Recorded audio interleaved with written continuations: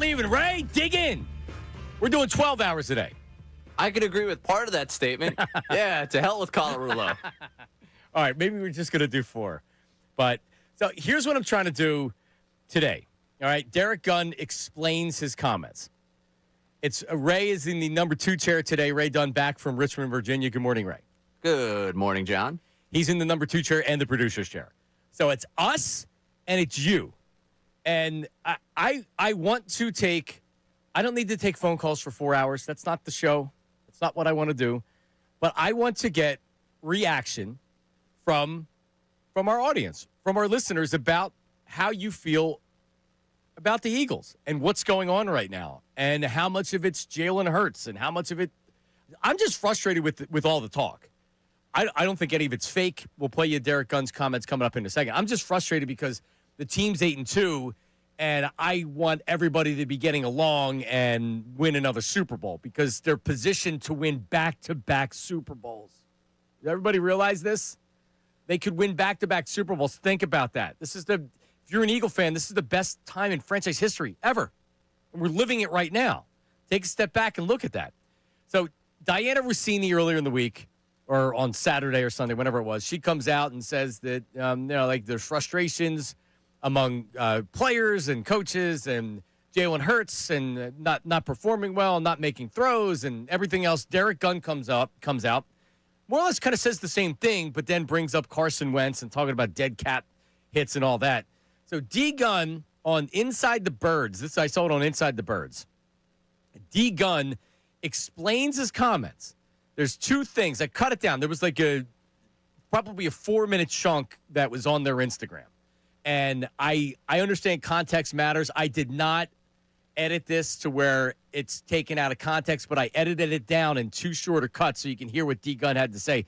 Here is Derek Gunn. You have that first one ready to go. Here's Derek Gunn kind of explaining his comments from earlier. But there are a number of players that are thoroughly frustrated with the way Jalen has run, or lack thereof, run the offense. He's been talked to by coaches and other people in the organization. They practice the offense and getting ready for an opponent a certain way. But when the game comes around, those plays are not run the way they were practiced. All right. So there you go. So he's saying, all right, everybody's complaining about Kevin Patullo and play calling and coaching, but all we can practice, they're telling Jalen this. They're telling Jalen this. This is what you're supposed to do. And then Jalen's doing it in practice, and everybody's feeling good. And then the game comes along, and they don't do it. And Jalen, the quarterback, isn't doing it. Here's more, and this is the most interesting thing to me. Here's more from Derek Gunn. And I'm not the only one that's starting to talk about this now. There's other people talking about this as well. And when information starts coming from inside the building, that tells you, in a lot of ways, it's deliberately being leaked to bring attention to it and maybe to get this guy to rethink his position and his thinking when it comes to games. But this is an internal problem. AJ has been telling us about this all season long, about his frustration. He hasn't pinpointed anybody, but we kind of knew who he was talking about. And now it's starting to trickle out in other outlets. Yeah, it is. So remember what happened with Joel Embiid the beginning of last season? We couldn't figure out with the injury. We didn't know if he was going to start the season. Right before the beginning of the season, the Sixers finally came out and said, yeah, he's not going to start the season because the Sixers, everything that I heard, had no information from Embiid in his camp. They were powerless in the situation.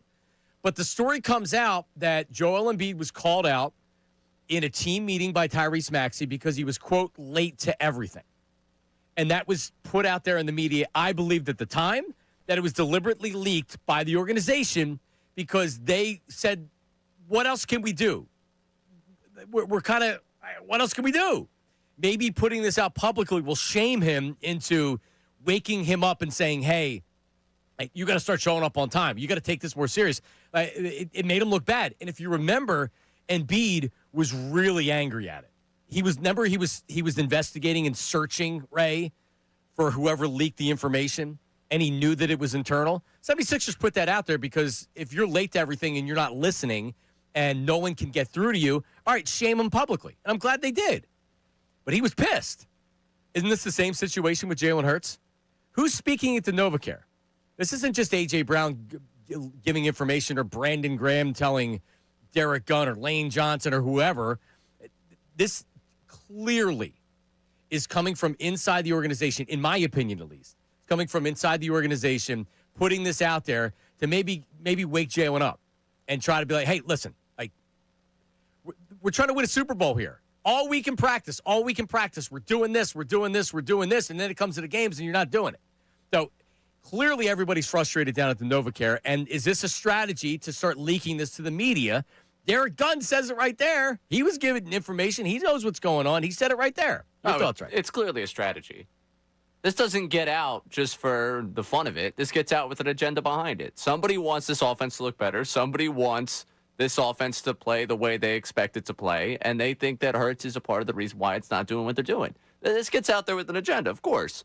And this is not, and this is when I say agenda, I want to be very clear to people listening. It's not the agenda of Derek Gunn. It's the agenda of the people that Derek Gunn's talking to. And Derek Gunn is talking to people there. Like, that's been the craziest thing of this whole entire thing. Like, I'm probably as big a Hurts guy as you can get. And I'm not going to sit here and bury my head in the sand like, oh, no, Derek Gunn just wants Jalen Hurts to fail. He doesn't respect Super Bowl MVP. No, clearly there are people in that building that are seeing what you're seeing every time you watch this team, that the offense is not playing up to its potential. And there are people in that building that believe that Hurts is behind that. This is leaked with the hope that with this report, Hurts realizes, hey, all right, what they're saying to me face-to-face isn't clicking. What they're saying inside the facility isn't clicking. Now when you got a little heat to you publicly, you'll start to do what we're looking for you to do because it's out there. And it can't just be Patullo's problem. It can't just be Sirianni's problem. It just can't be A.J. Brown needs to keep quiet. Part of it falls on you. And I will say, in a weird way, makes me respect A.J. a little bit more on this one. Because at least A.J.'s the one attached to the name to it saying, you know what, I need the offense to change. Now you got people that are like, hey, you know what? Well, it didn't work. It didn't work. It hasn't worked. You think about this, Ray. All right, A.J. Brown's coming out on social media, and not by name, but like D. Gunn said, we're not stupid. We know what he's doing. We know who he's talking about. And I think A.J. did a good job in not singling anybody out, but still he's on social media doing it. So how did the Eagles react to it? The owner comes over and talks to him, gives him a hug, and says, you don't have to apologize. If that's not an indicator of the frustrations in the organization, because if this is just a rogue wide receiver that's frustrated and everybody knows that it's Kevin Patullo and terrible play calling, that ain't happening, homeboy. The owner literally, oh, you don't have to apologize. Give him a big hug. They talked for a good 10 minutes.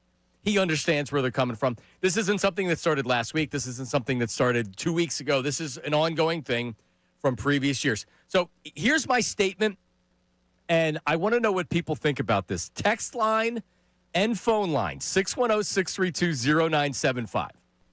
610-632-0975. Middays with Marks, 97.5 The Fanatic. Ray Dunn back from assignment. If the Eagles don't win this year, it's going to be because the offense isn't good enough. And that's code for they can't run the ball enough, and Jalen Hurts fails. Because you get to a Super Bowl or you get to one of these games, for whatever reason, Jalen Hurts turns into the best quarterback I've ever seen. Last year's Super Bowl, other select games, Pittsburgh Steelers. He can throw the ball when he has the confidence to do it. So if Kevin Patullo has a great game plan against the Vikings or against the Giants, then, all right. And by the way, a lot of this is Kevin Patullo and the play design and the play calling. But a lot of this is Jalen Hurts, too. And the quarterback actually has the ball on the field. And I love Jalen Hurts. I think he's a great player. There's more than enough to say he's a winner, and he finds a way to win games. The team finds ways to win games. That's all there. You don't have to be a Jalen Hurts hater to feel like this. If the Eagles don't win a Super Bowl this year, it's going to be because Jalen Hurts isn't throwing the ball well enough. They can't just lean on the run like they did last year. For all the Kellen Moore fans out there, like, oh, Kellen Moore, oh, God, this offense would look so great with Kellen Moore if he was here. Man, Kellen Moore, this passing offense struggled last year too. But you know what they could do? Run 2,000 yards with Saquon Barkley. If Kevin Patullo had Saquon Barkley and a healthy offensive line, I think this offense would look a lot different this year too. So for all the now Kellen Moore's love, people wanted him fired last year. It's the same thing with Patullo. If the Eagles don't win a Super Bowl this year, the most likely reason is that the offense isn't good enough. 610-632-0975. And if you're a Jalen Hurts defender, if you're somebody that has seen enough of Jalen Hurts, honestly, I'm fine with where the team is right now because I feel like they're going to figure it out. They're 8-2. Their defense is playing great, and their offense hasn't looked good so far. And you got enough time to where they can figure this out. I still feel great about this team. I don't know if the team feels great about the team. I don't know if the front office feels great about this team. I feel great about this team right now. 610-632-0975. We spoke with Jeff Mosher yesterday about the idea of this team winning behind its defense in spite of the offensive struggles. Does he believe the Eagles can do that? We have that with your action on the phone lines and the text line. That's coming up next. Middays with Marks, 97.5 The Fanatic. Unfiltered.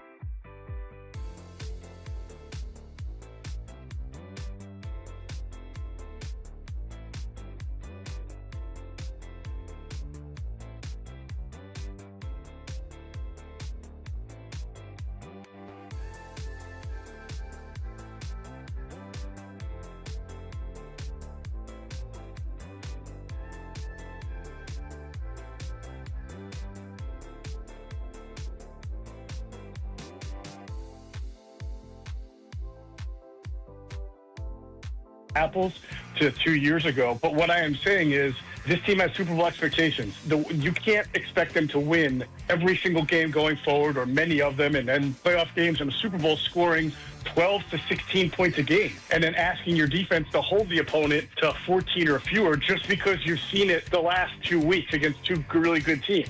The margin for error is a lot lower now. I mean, you could have just one bad defensive day in the first round of the playoffs and you're going home. And then everybody says, oh, man, well, you could see it coming all along. That's Mosher yesterday on the show. I agree with him. If the offense is playing like this, they will lose. They won't even make the Super Bowl. They'll lose. They need more of the offense. You need more of the offense right now. And I'm not telling you that they can't do it. You need more of them. The defense is playing. They have the look, right? Last year, the offense with Saquon, they had the look. That's the difference. Last year, you got to a point where you said, no, this team can win the Super Bowl running the ball with Saquon and playing defense. They're not running the ball this year. You have more injuries on the offensive line. Now, this year, they need more from the offense, and that's for everybody. This isn't just about Jalen Hurts. But when you're the quarterback and you make $50 million a year, it's very easy to blame, oh, it's Kevin Patullo. All right, dude. It's Kevin Patullo. He's not doing a great job. No doubt about it. But Jalen Hurts isn't doing a great job, too. And it's clear that is the thought of whoever down at NovaCare. And this just isn't a selfish player that's leaking this out there. Ray believes that I do as well. This is deliberate. This is put out there. This information is put out there deliberately because they're trying to get through to Jalen Hurts and maybe lighting a fire under his ass. Like, hey, listen, now it's public. Everybody's saying, like, you got to be better. Maybe it changes him a little bit, Ray. Maybe. I think I have a lot of data to suggest the opposite, though. I mean, I think this keep the main thing. Guy is going to be the same guy throughout. Like, the one thing that bothered me from the receiving report last week, because we heard it in 2023. We want him to have more edge. You're not getting more edge. The guy's a robot. You know, if you want him to be someone that's hoorah, rah, rah, yeah, maybe for a week or two, he'll slap five. You know, we were talking about that, the Lions game, where he's going to break you down. But if you're expecting after a drive him to do anything than to stare out into space or look at the iPad afterwards, it's not going to happen. That's not who he is. He's not going to be Jason Garrett clapping, but he also can be a better leader, and that's something he did a lot better job of last year. And I'm hoping this year. But do you remember him being hoorah on the sideline last year? He doesn't need to be hoorah guy. Right, because that's not who he is. He doesn't, right. And that would come off as being phony. Yeah. And nobody wants that. And I think that's one of the, I hate to use the word lazy, because I don't want to say it's a lazy, because I think it's something internally coming out. But I think internally, if you're falling back on that, don't fall back on that. Fall back what the real issue is. You're a receiver that wants the ball. You're an offensive analyst that wants the offense to look good because you want to have a job in a few months. Right. Like, that's what this is. This is everyone counting their bacon right now. And they don't think they're going to get it with him. And that's the frustrating thing right now for me. And they also sense there's urgency, right? You see how annoyed I am? I use that word. Yeah. Frustrating. It's the frustrating thing for me. You said it. I know. I fixed it the second and third time. Wow. How about that? But that's where we're at right now. Like, I'm so annoyed that they're 8-2, and I'm talking about whether or not the quarterback can do the thing, because it drives you nuts because they're not wrong. Yep. You look at what they're saying; they're not wrong. This offense has to be better. He has to take more chances, and I think part of this is the culture they've baked in. Like, after last year's bye, they said it's okay if we don't take chances. We'll be fine, and it is okay when you have one of the greatest seasons ever by a running back. Last year it was okay. When you're generating explosives in the running game, those explosives to be a winning football team have to come from somewhere.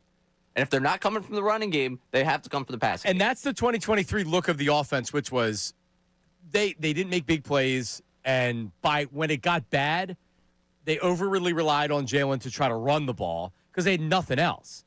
And they were really struggling. All right, we'll hit a couple texts in a second. I want to take some phone calls here. Let's call. I haven't talked to this guy probably since I last worked here. Karate Mark joins us this morning. Karate Mark, hello. Johnny Mars, welcome home, brother. How are you? What's up, dude? How are you? Long time.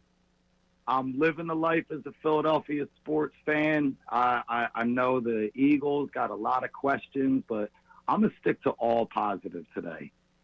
I mean, first of all, this defense is just ridiculous. I have so much faith, and we've watched this defense stop every dominant team in the league so far, and I believe they're going to continue to do so.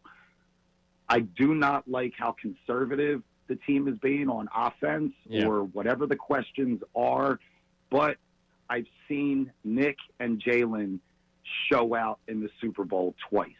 Even in our losing Super Bowl performance, we watched Jalen chuck that ball and outplay Mahomes in a losing game. In the winning game, we smoked them. I don't believe that professional teams can just turn on and off as they feel like and as they choose to. But I got faith in Jalen, and I believe when it comes down to it, Nick and Jalen are just going to say, go, do it, bomb, chuck it, pass it, run it, do whatever you got to do to win. I've seen it done twice. It's crazy because some weeks you watch the offense and you're like, geez, it looks like they're trying to hide him. And then in the biggest game of anybody's life, he outplays Pat Mahomes twice. Throwing the ball, too, not just running around. The dude, confidence with him. That's what they need to do. Remember Nick Foles, when he came in and after Carson Wentz got hurt, he had no confidence. He was terrible. They were able to find some sweet spot where they got him going. And that's what they need to do with this offense right now. And the question is what, when? The question is what and when. And if that question continues, this defense is only going to be able to last so long, and we're going to lose a playoff game 13-10. No doubt. No doubt, Mark. Good to talk to you, man. I'll see you soon. There's credit, Mark. Give me a couple text assists on the text line, Ray. Yeah, we got a number of people chiming in. Rick from Northeast Philly here. A third of the problem is play calling, a third is Hurts, and a third is the rest of the offense. Their biggest problem is if Lane Johnson is done for the season, there's no shot at another Super Bowl. And I saw that out there yesterday as well, where they can't do the X-ray or the MRI because the swelling is still so bad. They need to wait till the swelling goes down to see if he needs season-ending surgery. They're thinking he's going to be okay. We don't know. It's very much up in the air. I mean, looking at it a little bit differently, I think 2/3 of the problem is the offensive line's health and not being able to run the football. And then the other third is the play calling and the quarterback play. Because, again, for the majority of last year, the quarterback struggled. When they tried to throw the ball out early in the season, he's turning the ball over all over the place. So they go to the run-heavy offense, and it worked. So it's not like that it was the passing game was working well last year. It wasn't. They were just able to run the ball. And Jalen became the dual threat because he was playing off of the run. And that's the other thing. You want to get the run game going? You got to get Jalen Hurts involved in the run game. Have him as a threat to keep the ball. The zone read, the read option. Start running it a little bit. Open it up for Saquon a little bit. Collinsworth was shocked when he saw it the other night. Dude, Collinsworth was so on the other night with everything he was talking about. He was saying the whole game, they got to get Hurts more involved in running. They got to get Hurts more involved in running. He was talking about the zone read. He's right. The Eagles are at their best when the defenses are on their toes because they're worried about Jalen beating him with his legs, and then he's making plays with his arm. He's not doing either. Where we're at right now with the quarterback, Phil from Florida. Guys, Hurts is mediocre at best. Lurie loves him, so we're stuck with him. If he ultimately falls in a big game, maybe fans will force a change. But until then, we are screwed, and McKee will never get a chance. We've had some McKee talk the last couple days. I got all caps text the other day. I think it was Todd in Sticklerville that called in about trading Hurts. Friend of mine, just livid. Hang up on that man. You're talking about the Super Bowl MVP there. It's like, yeah. He was, yeah. Yeah, Todd's not alone. Premature doing the trade talk, obviously. But also the texter from Florida, Jalen Hurts is a Super Bowl MVP. We can't just gloss over that because of this other stuff that we see during the regular season. Right. He's a winner. Uncle Jamie texted in yesterday and said he got no doubt that Jalen Hurts, when they need it, will show up. I got some doubts. How they're playing right now? Let's go back and forth on that. Okay, 610-632-0975. Hurts shares in the conservative nature of the offense, but how much of this falls on the cast? Chad Ochocinco talked after the Lions game about the biggest issue with A.J. Brown and his usage. We have that coming up next. Your phone calls, Keith. We start off with you. It's Middays with Marks, 97.5 The Fanatic. Now on 97.5 The Fanatic Sports Update. Dallas week continues. I'm Ray Dunn with this Fanatic Sports Update. Eagles getting set for the Dallas Cowboys on Sunday at 4:25 in Jerry's World. Cowboys coming off a 33-16 win over the Raiders on Monday Night Football. Yesterday, Vic Fangio was asked about his defensive unit going up against that Cowboys offense. They're one of the best offenses in the league. I mean, they're first in passing, 12th in rushing. You know, they got balance. They're really a good offense, and Prescott makes it go. He's having a hell of a year. We'll see if that year continues against the Birds on Sunday. We'll have Kevin Foley on to break down everything going on with the Birds coming up at 12:55. Nick Sirianni meeting with the media at 12:10. We'll carry that live for you here on Middays with Marks. As for the 76ers, they've got the Raptors tonight at Xfinity Mobile Arena. That game tipping off at 7 o'clock. You can catch the live call of that game right here on 97.5 The Fanatic. Flyers and Sixers both in action tomorrow night as the Flyers get back to action tomorrow night. This update's brought to you by Super Shirt. If you own a small business, you need to hear this. A seismic shift is coming. It's time to get Super Shirt. Not kind of shirt, but not pretty shirt, but Super Shirt coming soon. I'm Ray Todd on your home for the Sixers, Flyers, and the Union. 97.5 The Fanatic and 97.5thefanatic.com.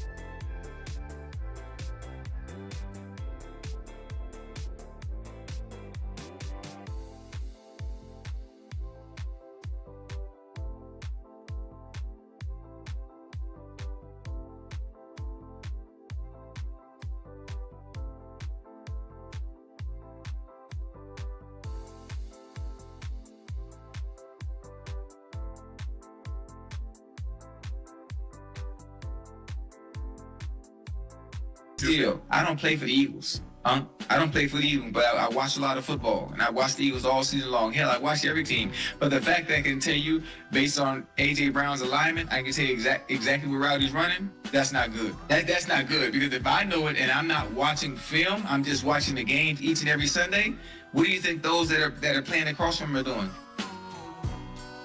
And Ocho Cinco is at the podcast with Shannon Sharp. There you go. Hey, I mean, can everybody just agree that Jalen struggled a little bit with being a quarterback as far as throwing the ball, and he's being defended in zone more than ever, and he's made adjustments. Remember in 2023 when everything fell apart, they were blitzing the hell out of him, and there was no answer, and I blamed the coaching staff because that's when the coaches need to make adjustments. Like, all right, here's what they're doing. Here's what I need to do to combat that to make it more comfortable for our quarterback. And teams don't blitz Jalen like they did before because he made adjustments, and now he hurts them. But until they make an adjustment and he's willing to do things in zone, they're going to keep doing it, right? Which is kind of the other side of this one. As much as I want Hurts to play better, and I think that something coming out of the building is not nothing. It's not something to just scoff at. Oh, please. Look what I've seen from Hurts over the last couple of years. There's no way there's something wrong there. It does come back to what answers are you giving him and what answers is this team providing. Like 135th for A.J. Brown in separation, the stat from earlier in the week that we got from ESPN. Part of that could be maybe A.J.'s aging a little bit. But It's hard for me to believe A.J. at his level and as self-aware as, I think this team would be in trying to get him going, they can't generate anything for him to get more separation. They can't generate, some of this does come back to coaching. And when are you adjusting? And every time I listen to Patullo talk, I become less and less certain that they have the answers inside of that building to make things work. I agree. Which is why you get to this step where they just say, okay, well, let's leak some information out there that we're trying. Everybody's trying. Right. Everybody's frustrated. He's not listening. And it's not a not listening, because I saw people say this, that he's intentionally sabotaging. He's not intentionally sabotaging. I think he's going through I don't want to say a mental thing, but it's low confidence. This is not an apples to apples comparison, but stay with me here for a second. During the whole Ben Simmons thing where he wouldn't shoot anymore, and he was going through then when he's like, I can't play, mentally I can't play, and people were like, oh, he's making an excuse. What a loser. You think Ben Simmons wanted to be humiliated by everybody in the NBA and by the media? Do you think that really he wanted to be humiliated, or he had some type of a mental block where he wouldn't shoot it, and he was afraid to do anything because he didn't want to get fouled and airball foul shots? That's where I was. It's not like that with Jalen Hurts. But, don't you think that if he felt confident in seeing the field or throwing the ball that he would do it? I honestly, when we see bad Jalen Hurts and he's not making throws, I think he's thinking when he's back there, do I throw it? Do I throw it? Do I throw it? And then he's checking down. Here's an interesting stat. When he goes through his progressions, so he's back there and his first receiver isn't open. This is a stat I saw this morning.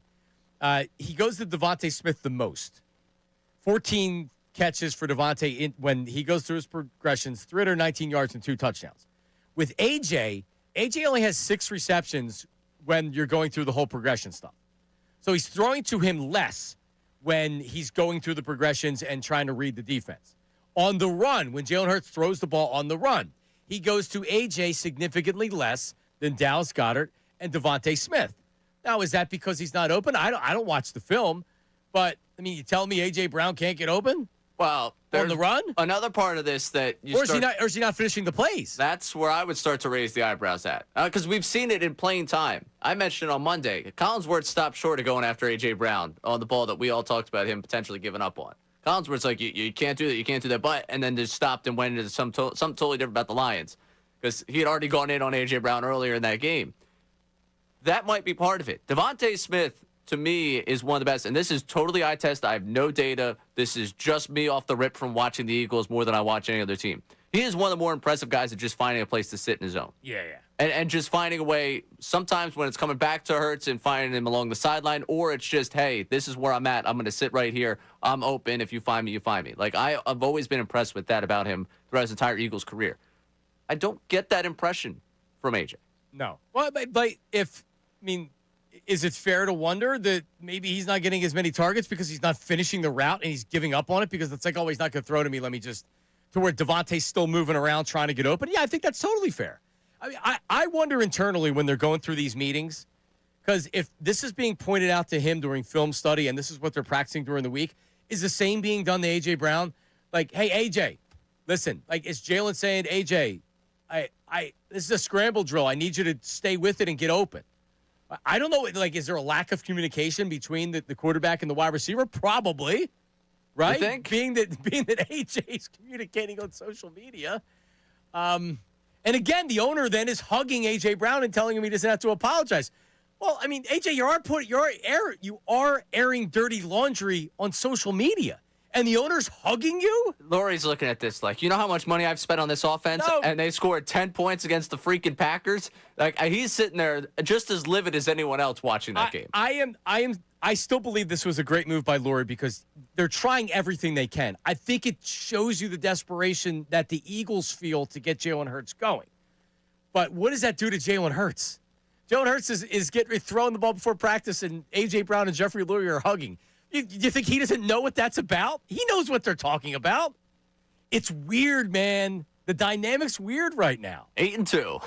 And they're 8-2. I know. It's crazy. Super Bowl favorites now, by the way. Oh, my God. All right, Keith, listen, I want to give you your time. 610-632-0975. So hang tight. I'll get you. 610-632-0975. I want to create a safe space. Nick Sirianni's coming up at 12:10 if he's on time, which is a big if. Right, done. Nick Sirianni could speak. You know that this is going to be. I don't like tardiness. You know that this is going to be questions and follow-ups. Last week it got interesting. It got spicy. It's going to get spicy today. So stay tuned for that. 12:10, Nick Sirianni. But Ray, I want to create a safe space for people to call in and talk, to where they're not going to be judged or yelled at. I might yell at you, actually. I can't promise that. But your thoughts on the whole situation. As Ray mentions, they're 8-2. And they are 8-2. And this team has the look of a back-to-back Super Bowl winner if they can get the offense together. That's coming up after this Middays with Marks, 97.5 The Fanatic. Hey, it's Ray Dunn, and FanDuel in partnership with Valley Forge is the #1 sportsbook for same-game parlays. From points and rebounds to threes and assists, FanDuel is the best place to combine all your favorite picks into a same-game parlay or track every stat live, all in one easy-to-use app. And right now is the perfect time to join because new customers get $150 in bonus bets if your first $5 bet wins. So bet on the players you love, the players you love, the way that you want. As in tonight in the association, maybe you're watching the Sixers.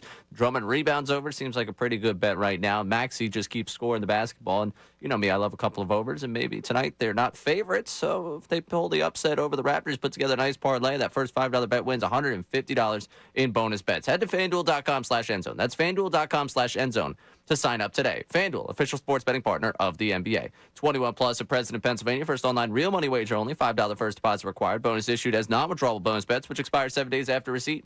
Restrictions apply. See terms at sportsbook.fanduel.com. Gambling problem? Call 1-800-GAMBLER. Philadelphia is a sport.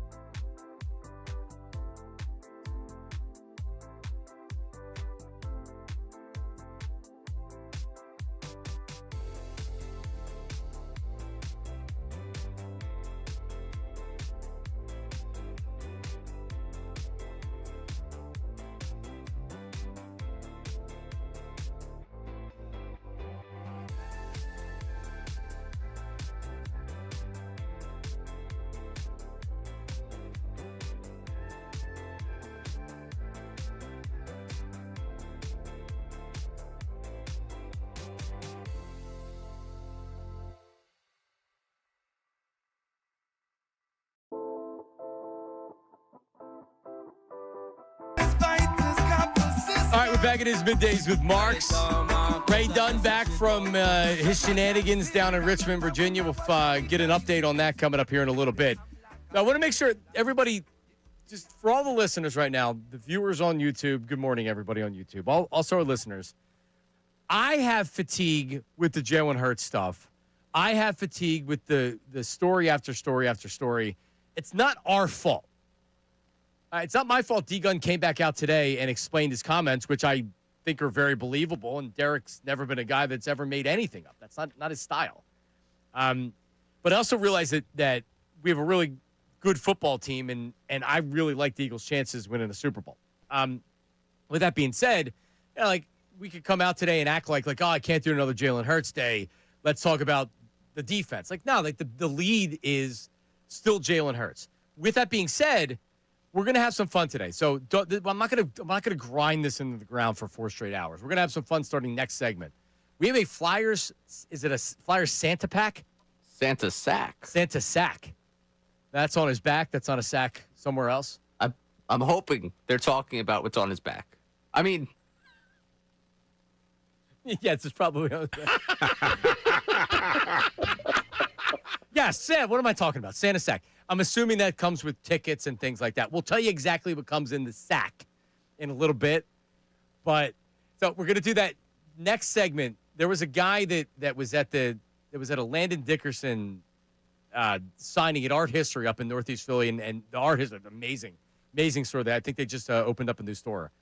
And this guy on the Fantastic Sports Show, is that what it is? Yep. with Breland and Martinez, Jason Martinez? correct. He showed him his tush push tattoo, which was, I don't know who the hell gets a tush push tattoo on their butt. It kind of seems like the apt place to do it, right? Yeah, if you want to go fully into the bit, sure. I mean, Yeah. it's not what I would do. I wouldn't get the Really? tush push tattoo. No, because I've learned from my. I was going to say. I've learned. All right, so you wouldn't now. 8 years ago. Not tush push. I would not get it on my butt. Worst Eagles tattoo, and when I say worst, it also means best, is going to win the Santa sack. And it's going to mean people have to call and send us evidence of can't be some Google image. I would like to be very clear on our professional workplace text line. I do not want any other of the tush push tattoos that may exist there. Please, if you're going to tell us about that tattoo, call over the phone. We'll Correct. believe you. Yeah, correct. We don't need to see. No, do not spam us with nudity. Yes. We're not we have to clear that one up. Right. Now, if you want Ray's personal cell phone, we can do that. Also going to go against that one. Also going against that one. All right. So Ray, we promise we're not going to run this into the ground to where we're talking about this for 4 hours. No. We'll do it for 3.5 hours. Yeah. I understand people's exhaustion with it. And to be honest with you, when we got done the show Monday and I saw the Derek Gunn initial report, my initial instinct is, I thought we could move away from this. Right. And it's not so much at him reporting it. It's because I just wish at some point in-house this all was cleared up. Like, this is where the direction we're moving. Because it's partially a Hurts thing where it's like this is the offense they want to do. This is what they're doing in practice that he's not doing for them. But it's also the culture that's been baked in here. There's been so many times where Hurts has said, they let me out of the straitjacket. We got to play to win, not to lose. Part of it is what they've preached to him following through in the game. Part of it is him missing guys and that becoming magnified. And part of it is we've seen a few different AJ routes. And, it's not very fun for us to go yell at each other for 4 hours about, well, this guy deserves playing, this guy deserves playing, this guy deserves playing. And then when I go read the sports update, top seed in the NFC, 8-2, they've got the tiebreaker over every good team. It's a dichotomy of the realities we're living in. There are issues that need to get ironed out for you to win a Super Bowl. There are also reasons for you to love this team, and it's driving me nuts because I said it on Monday. I'm done. I'm done saying they can't win this way, they can't win this way, they can't win that way, because I do believe at some point they'll get it figured out, and Hurts will be able to rise to the moment because they've done it before. I have evidence of them doing it before. It's just driving me nuts. The way we're getting there, this storyline is... It's exhausting. It's insanity. It's exhausting. Let's go to Keith calling from Sharon Hill, Pennsylvania. Keith, go ahead. How are you? Johnny Marks. What's up, Keith? Said it like that because I'm calling about Angry Al. What What about Angry Al? Oh, Johnny Marks, listen. Angry Al, who wasn't a Cowboy fan 2 weeks ago, and then all of a sudden he's a Cowboy fan again, huh? And that's what I was calling about. He can't switch. He can't do that. We're not having it. And I'm saying that to him because the last Super Bowl block pool, I think you guys, one of the last ones you had, I won. Did I you? beat him. And it was that Malcolm Butler interception in the end zone. If we don't get that interception, he wins that freaking Super Bowl block. Wait a minute, Marcy. You remember when I picked my block? We were up at Nick Roast Beef. In Northeast And I had Philly. my basketball team on, and you let me have it for having my basketball team. Oh, all right. I remember this now. Yeah, I do. That's a long time ago, dude. Yeah, I know. What team was it? Oh, boy. What team? You remember what team I had on? The Heat. Nope, Knicks. The Knicks. Oh, even worse. The Knicks. I was going to say Clippers because there's been a couple Clippers. But wait a minute. Go ahead. I think Angry Al's going to have the last laugh on me, though, Marcy. Why? My wife's a Dallas fan. Oh, see, you've done it to yourself. You did this to yourself. Yeah, we'll see. No, but you're Is absolutely. that a violation? No, well, no, it's not. I mean, we've been together 19 years. No, you can. I wouldn't. I mean, it'd be annoying, but it makes things interesting. Like my wife's actually perfect with sports because she's a sport. She can sit down and watch a game with me, but she's not overly opinionated, and she doesn't really follow what I'm doing. Right, so she can watch the game and she knows what's going on, but she doesn't really follow the day-to-day stuff like I do, which I want. Like I don't need her giving me Eagles takes when I go home. I get enough of that during the day, right? So I'm glad that we can just watch the game and not have to fight about it. But that's totally different with you. You got something going on in the house. I love it. Oh, dude, the first game this year, right? She let me have it because I didn't call it the whole day. We ain't talked the whole day. The next day, she was like, "You down at your tailgate? The kids down there with you? You ain't saying nothing to me." You got kids? I wasn't. Yeah, we got 11. So what's are they Eagles fans? Yep. All right. Well, then that's fine. She can have her. It's not like being a Cowboy fan's a good thing these days. They haven't won in 30 years. Yeah, I ain't worrying about them. They not a threat. They not. Hey, also, hey, Ray, it's me, Keith. My son shot for the knockout last year, and I got that on video between you and Bill too. Thank you. You have my evidence, don't you? Yes, I do. Thank you. I appreciate that, Keith. We need that sent over before next knockout so that when he goes on this whole I played clean within the rules campaign, that we'll be able to use that one against him. I gotta call you out though, Ray, because when we was in line signing up, you remember what you did? No, I actually don't. You was sending out bullseyes from my son to get behind somebody. Oh, yeah. Well, I mean, listen, game is game on that one. I never said I was a clean player. I just said Bill wasn't. So we gotta get Keith down the knockout again. All right. Absolutely. All right, Keith. No problem, buddy. Good to talk. I'll talk to you back. soon. All right, be calling back. Angry Al called out. Angry Al was like, "Well, I want to be an Eagle fan," and then he's texting me during the Cowboys game, all excited. Oh, Cowboys are give me a break. No. Yeah, no. he was. Listen, when he said it a couple weeks ago, I was, all right, Angry Al's your guy. I'll let John handle this one in-house. I was disgusted by that notion that you could just jump ship on the Cowboys and become a bird. It's not like I really was okay with that. It's more or less now him getting, and I knew he wasn't going to do it. When the Eagles won the Super Bowl, he was rooting for the Eagles and admitted that he got caught up in it. And he said, why wouldn't I? I live here. But yeah, he thought it was great for the city and the team. He's not a Cowboy fan that hates Eagles fans. He hates the Cowboys. Well, yeah, how could you reason. not? You'd be self-loathing at this point. Yeah. You chose wrong. You chose poorly. It seemed like a good choice early. Hey, real fast back on the Eagles and the Hurts thing. Yeah, like at what point do you start examining the organization? Like, how does this happen again? Yeah, the whole Wentz thing happened before, and a lot of fingers were pointed that they allowed the quarterback to get too much power and he was out of control. And then D. Gunn, at least in his first comments, had kind of speculated about the same thing. But what I would say is that, yeah, you don't think quarterbacks have that type of power and wield that type of power in the organization? You give a man that much guaranteed money, and he's got power. And they're the quarterback, and he's a Super Bowl MVP. Right. But this stuff does happen a lot with the Eagles. This, to me, almost seems like the grabbing of power back. From him. Agreed. Like, hey, right now, you're kind of walking on water with this whole offensive struggle. Like, obviously, and this is the biggest thing that hurts about this Hurts debate as we continue to talk about it, that bothers me. Everyone just sees what they already believe with this. There is no mind changing? Yeah, there is no mind changing. You didn't like Patullo through the first 4 games. You hate Patullo right now. You always thought that Hurts wasn't that good and that he's been carried by a supporting cast. You're more emboldened at this point. The accepting of new information on the Hurts debate is maybe the reason why I despise it the most, because whatever you've believed the entire time, you're just dug in now on this point and you're just firing away at the other side. That's, I think, why it drives me nuts, because I don't think I've heard one person yet over this entire stretch say, you know what? Actually, on second thought, what I thought in September was wrong. I now believe something totally different. That's probably what annoys me the most about the Hurts dialogue, because everyone decided what they believed. If it's about Patullo in September, if it's about Hurts in 2021, and since then, they have yet to change their mind. Well, just what I want to say, like, you know what? I think the whole Patullo thing's overblown. It's overblown, but and then you watch the game and it's like, well, like, he's not a good play caller. The plays aren't good. Chicken or the egg? Is it because of Hurts? 610-632-0975. All right, we can open it up right now. We have a Flyers Santa sack. And we'll tell you everything that's in there right now. But between now and we'll keep it open from time to time over the course of the rest of the show. We're going to play the audio of the guy with the tush push tattoo on Fox 29 showing the tush push tattoo on his butt. That if you have a tush push tattoo on your butt, you're at least going to tie for the Santa sack, I think. Possibly. You're going to be a front runner. But where is your Eagles, what is your worst Eagles / best Eagles tattoo? Because they're probably the both. I have one.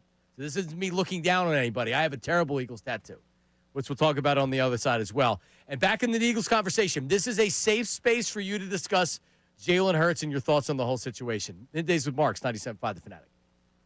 Now on 97.5 The Fanatic Sports Update. Continuing through Dallas week, I'm Ray Dunn with this Fanatic Sports Update. Eagles get set for the Dallas Cowboys on Sunday at 4:25 in Jerry's World. Cowboys coming off a 33-16 win over the Raiders on Monday Night Football. Eagles defensive coordinator Vic Fangio yesterday was asked about this Dallas offense going against this Eagles defense. They're one of the best offenses in the league. I mean, they're first in passing, 12th in rushing. You know, they got balance. They're really a good offense, and Prescott makes it go. He's having a hell of a year. Kevin Foley will join us coming up at 12:55 to break down the film, everything going on with the Birds. Nick Sirianni's presser today is at 12:10. We'll carry that live for you right here on Middays with Marks. As for the 76ers, back in action this evening. They've got the Raptors at Xfinity Mobile Arena. Toronto favored tonight in the game as the 76ers, first of a back-to-back for them. The Flyers back in action tomorrow night. This update's brought to you by SuperSure. Do you own a small business? You need to hear this. A seismic shift is coming. It's time to get SuperSure. Not kind of sure, not pretty sure, but SuperSure. Coming soon. I'm Ray Dunn, your home for the Sixers, Flyers, and the Union. 97.5 The Fanatic and 97.5thefanatic.com.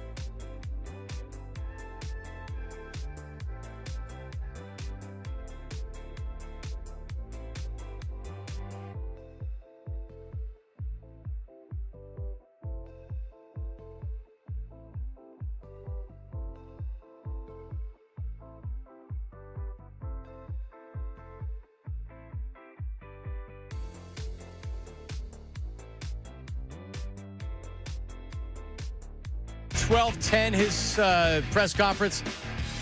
And this is 97.5 The Fanatic, WPEN HD1, Burlington, Philadelphia, a Beasley Media Group station broadcasting live from the Comcast Business Studio, powering possibilities. All right, it was up at Art History. You ever been to Art History, Raymond? I don't think so, no. I don't. They're up in, I think the new place is in Mayfair, but they're up there in Northeast Philly. And at some point, I met the owner, and I was in the store, and he gave me this really cool.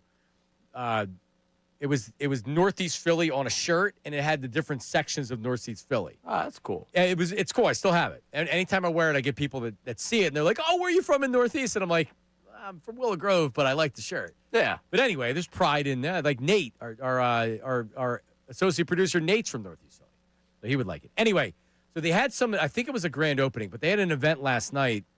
I got a couple people messaged me and said, "Hey, can you come up?" And I was like, "No, I can't make it." But Jason Martinez and Breland from Fox 29, they were up there and they were doing a live shot. Landon Dickerson was signing autographs, and so here's how it sounded on Fox 29. All right. We're having a tough time already. Yeah, we're sorry. We got a Birds fan here. Let's show the right. Let's show the tattoo right here. That says "Go Birds." And I don't know if we can show the one, he's got a tush tat. Let's just say, oh my goodness. Okay, there it is. All right, you're the man. Oh my God. All right. They do a really good job. I've been on their show. I like their show a lot. They do a really good job. And Jason's a news guy that's a big sports fan, so he's kind of found that lane in Philly for this. So they did a really good job. The guy, now you don't see him naked on the camera, but he shows the tush push tattoo. I mean, it's not a full moon, but it's you get a crescent. Yeah, you're getting a bit there. Hey, I didn't need to say it. I believed him. Yeah, I also would have taken his word for it, which is why when we give out the text number for the tattoos, again, if you have a tattoo like that, please. So the best Eagles tattoo, the worst Eagles tattoo. 610-632-0975. That's the text line. That's the phone line. 610-632-0975. We will give a Flyers Santa sack. You just gave it to me. What did I do with it? Literally just gave it to me. Flyers Santa sack to the best one. Here it is. You get lower level package that includes Flyers tickets, an autographed item, food and beverage voucher, Philadelphia Wings lacrosse tickets. So you get yours at PhiladelphiaFlyers.com. If you have a Flyers fan or a sports fan, like I always say this, like give me an experience. Send me to a game, something I'll remember. I can, buy me a shirt's nice, but give me something. This is something. PhiladelphiaFlyers.com. You get tickets, autographed item, food, Wings tickets, all that. And we have a Santa sack for you, Flyers Santa sack. To the best/worst tattoo. Eagles tattoo. 610-632-0975. I have Nick Foles tattooed on my back. I'm assuming it's well documented enough to where I don't have to explain it, or should I explain it to maybe people that don't know? Guess I should explain it briefly? Yeah. All right. After Carson Wentz was injured, everybody was whining and crying. Season's over. And I had said, listen, Nick Foles may not look good right now, but this team still is primed to be the number one seed, and that's all that matters. Let's go week to week, and this team can still win a Super Bowl. And if they win a Super Bowl with Nick Foles, I'll get him tattooed on my back with the Lombardi Trophy. I just said it just like that.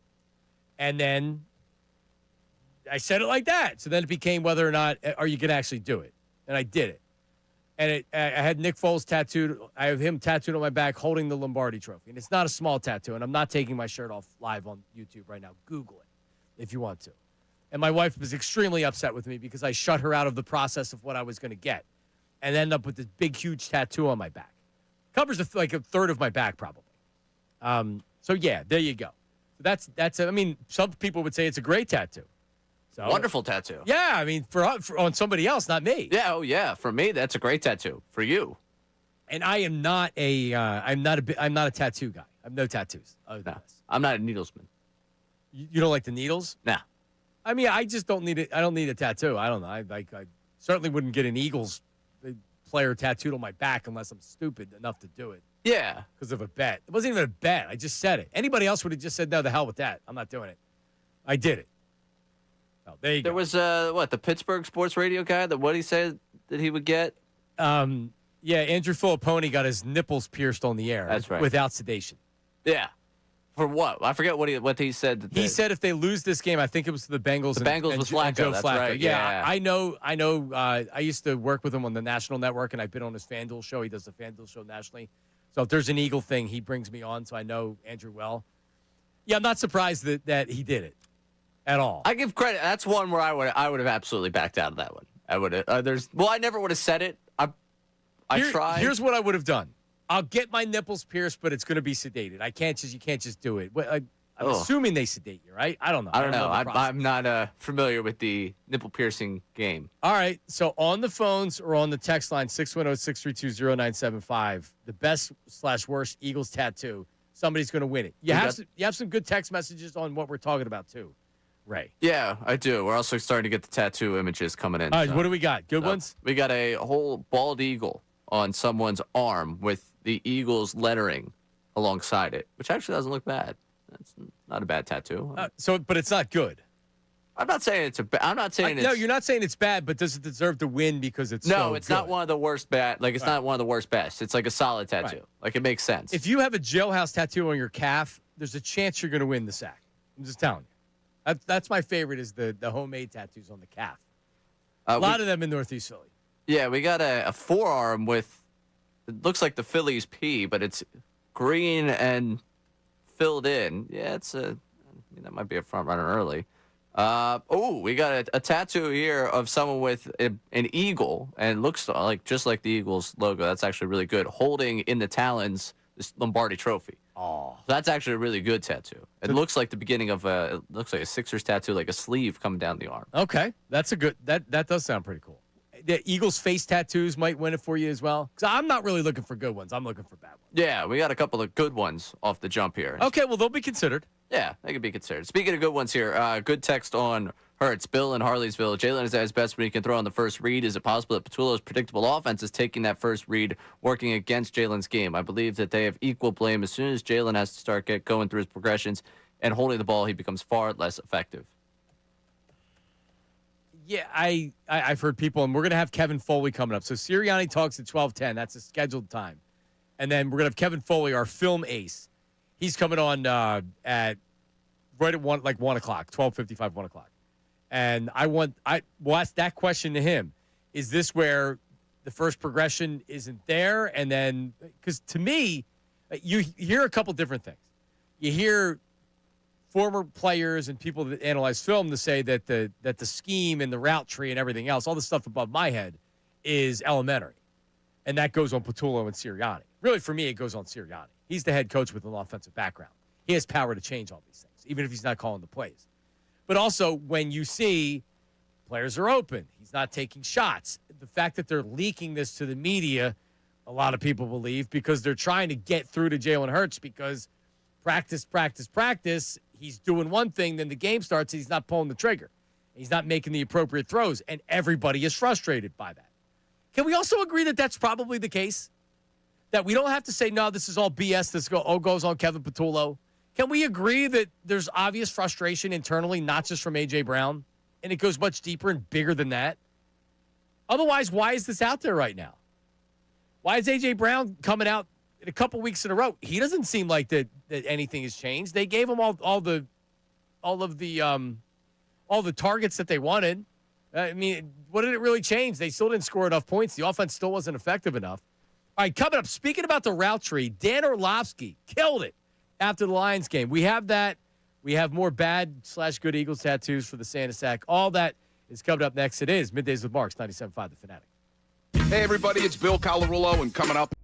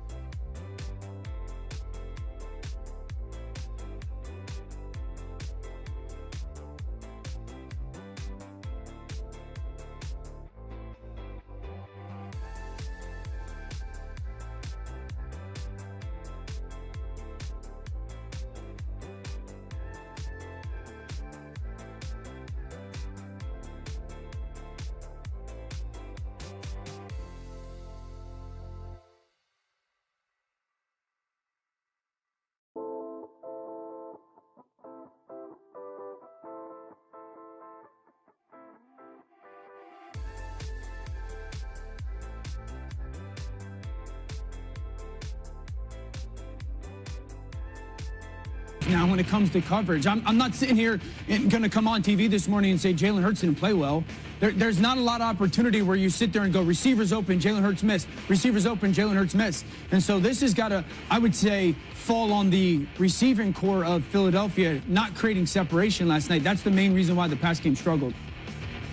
Wow, Dan Orlovsky. We're going to ask our film guy, Kevin Foley, that. That's interesting. That you've been hearing about, like, hey, AJ, why don't you worry about yourself? All right, like, you're not getting separation. How much are you really open? Are you overrating how open you are? I think some of that's fair. For sure. I mean, has he lost a step? Maybe a quarter or one. But to me, this is just he is not knowingly on a lot of things he's doing out there. He's like, well, he's not going to throw to me, so, you know, yeah. I can try to create separation 7 times in a row. If he's not going to throw to me that 8th time, I think it's natural not to do the same thing. Yeah, we've all existed in a world where if I do this and I don't get the result I'm looking for, why would I keep doing that? Right. Like, that's the human nature. So I'm not going to keep doing this if I'm not going to get what I want out of this. Like, just go, maybe a little through the motions. Like, that could be part of what's going on here. I think it's tough because he says, I'm not going to come on TV and say Jalen Hurts didn't play well. Hurts early on in that game, a couple of drops, maybe go a different way. Maybe you feel a little bit differently about the way that offense is humming. But ultimately, there were throws where I'm watching and I'm like, that's not close. And it's like, that's the conservative approach there. I'm throwing that absolutely nowhere. And, you know, if he throws a pick 6 in that game, they lose the game because of the pick 6. We're all crushing him for how he was too aggressive there. And look at them. Right. They put too much emphasis on the passing game. So I understand the other side of that for him. But you have A.J. Brown. You have Devontae Smith. You have Dallas Goedert. If he's throwing 50-50 balls to Jalen Reagor, J.J. Arcega-Whiteside, you know, throw in your favorite. Like, exactly. If Darius Cooper was the top receiver on this team, all right, yeah, I got you. I understand why you're not doing it. It's just eventually, like, has to be an element of trust. And maybe that's something that's eroded a little bit of, like, all right, do I know for sure this guy's going to be able to go get it? Or am I going to put him in a position where, like, I watch AJ not run a ball to completion once. Am I going to put that ball in harm's way for him again? I don't know. Maybe that's something that's eroded there. And I don't have any information on that. It's just me thinking about the human nature side of this whole thing. It's good analysis, for sure. I was trying to find because we know the separation data this year. What was it last year? Was it similar last year? Is that not the type of player that he is? You know what I mean? Like, because we know AJ has wheels and he's fast, but he's also he'll get you 100 balls if you give him a lot of targets. He's not one-dimensional. He's just not a speed guy. He's give him a slant, give him some space. He'll run people over. He'll toss people. So I don't know if I'm honestly asking. Maybe Nate can try to research it in the back. What was the separation last year? And that's or in 2023. So like part of this conversation is you have to find the easy wins for him. Like, yeah, 7 catches for 49 yards. They found some of those routes where, all right, they're going to be able to pick up a few there. Like, yards after the catch, I feel like hasn't been there for this entire offense. Is that like something that's because that's not built in? But you would think with the talented guys you have, A.J. Brown could shake a few and run for an extra 15. You know, Devontae's got the speed. He could get past somebody, you know, if you give him a route in space. Dallas Goedert, we've seen how many times. Honestly, I've thought it's been the last couple of years. The reason Goddard's been out is because he throws a mean stiff arm, and then all of a sudden, you know, his arm's fractured. Like this is how they could give you more offensively. Is it because he's not seeing it? He's not putting them in position to get the yards after the catch? Or are they not scheming anything that would get these receivers into a place where they can make somebody miss and make a play? It's great to celebrate the Super Bowl and be 8-2. 8-2, man. 8-2. This team is 8-2. Say it till you're blue in the face, I guess. What are other people saying about Jalen on the text line? It's Uncle Jamie with an elite text yesterday saying, I ain't worried about anything. I'm not worried about Jalen Hurts. Jalen Hurts, he knows like when the heat is on and the light is on and you need a win or you need a drive, he's going to do it. And okay, all right, like I hear you. I agree with you, but think about how close they were in that Rams game last year. Well, yeah, that's the thing. It's not like they were blowing fools out before the Super Bowl. Packers or the Rams game. I mean, the Packers, you took control of it, but I talk about throwing a mean stiff arm. You remember Goddard and the way he was able to bully his way into the end zone. Like, that game was closer than you'd like to imagine it being, especially how bad Jordan Love played in that game. You would not like it to be as close as it was. Yep. And then the Rams game. The Rams game is a great litmus test of an Eagles fan viewpoint, because I consider myself a pretty positive guy, and I thought for sure they were losing that game. As it was going down at the end of that game, every Posidelphian thing about me went out the window. And Connor Thomas could attest. He was standing right next to me as we were watching it. I was like, oh, my gosh. Oh, I wanted to throw up. Yeah. I was like, this is over. The entire run and everything, we had set up that all they had to do was win. They were going to beat the Commanders. We were going to be talking about a Super Bowl. And they're going to lose. And it's going to hurt. And they took their foot off the gas too soon. They scored that touchdown with Saquon. Everyone relaxed. And then, I had all in my head the fear of what Monday was going to be. And thankfully it didn't happen. But there's some people that remember that game like, oh, there was no shot. There was no shot. They were never losing that game. But it was close. And that's the thing. Uncle Jamie's right to an extent. We saw it happen in the two biggest games of the season. They just happened to be the two biggest games of the season because the defense helped you get to those two biggest games of the season. You also had Saquon. That's not. This is. Well, yeah, that too. The offensive line's not healthy. You're not going to be able to do that maybe in a game. But now with Lane Johnson out, you can't even do the jumbo package with the other Johnson and Johnson, Big Johnson. You can't do it. So now what? Cam Jurgens, he comes back for a game. He's already hurt. Right? Like they're not going to be able to do it the same way. Push effectiveness with Jurgens being hurt. Yeah. There was a time in that game, and I don't think we talked about it. Maybe we did on Monday, and I'm just forgetting. Where they decided not to go tush push, which was as notable as them failing to convert on the tush push. There was a reason why they didn't go to it. Yeah, it's not working the same. Right, and maybe they don't feel like with the help of Jurgens that they can succeed at that level. I didn't want them to in that situation. I didn't want them going for it on fourth down. Oh yeah, the 4th and 1 was ridiculous. Yeah, I mean that was bad. I'm the dumbest coach in the world. So guess what? And I've been very supportive, very, very supportive of Jalen Hurts, and I'm not worried about throwing the ball. They don't need to win the way that everybody else wants them to win. Jalen Hurts shows up in big situations. He'll throw the ball when he needs to. But I'm officially kind of over that because they can't run the ball like they once did. So now it's time to step up, and you got to. They're like. This is a stretch right here where you can solidify being the number 1 seed. If you're not the number 1 seed, you can still make the Super Bowl, but the quarterback play is going to have to improve. 610-632-0975. 610-632-0975 is the phone number and the text line. And the tattoos are coming in on the text line. The best or worst Eagles tattoo is going to win the Santa Sack. And we're allowing people to do it on the text line, so they're like, I'm not going to call. You get double the chance of winning by calling and talking about the tattoo, because then I get to interview you about it. I told the story of how I ended up with mine. I saw somebody that got Brandon BG to sign his arm, and then they got the tattoo. And I think it was it a formation. Was it the tush push formation, or was it the formation where he sacked Tom Brady, but Brandon signed it, and then he got the tattoo signed. He got the tattoo of the signature. Yeah, I'm trying to think if it was a Philly special next to it or what it was. You saw the same thing? I saw the same thing on social media going around this week, yeah. It's crazy. So, phone calls. And by the way, I want an open dialogue on Jalen Hurts. 610-632-0975 about the entire situation. Because D. Gunn went a little bit further on what he said earlier this week and clarified it. We'll play some more of those comments coming up as well. It's Middays with Marks, 97.5 The Fanatic. Now on 97.5 The Fanatic Sports Update.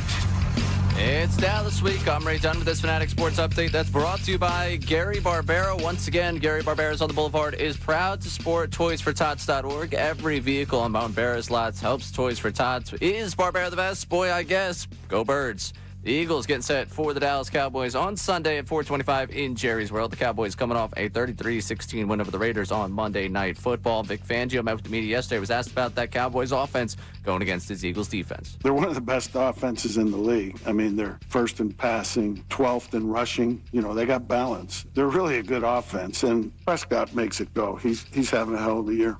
We'll see if that year continues against the Birds this Sunday. We'll have Kevin Foley on to break down the tape of everything going on with the Birds at 12:55. Nick Sirianni meeting with the media coming up at 12:10. We'll break down everything he has to say and carry that presser live for you here on Middays with Marks.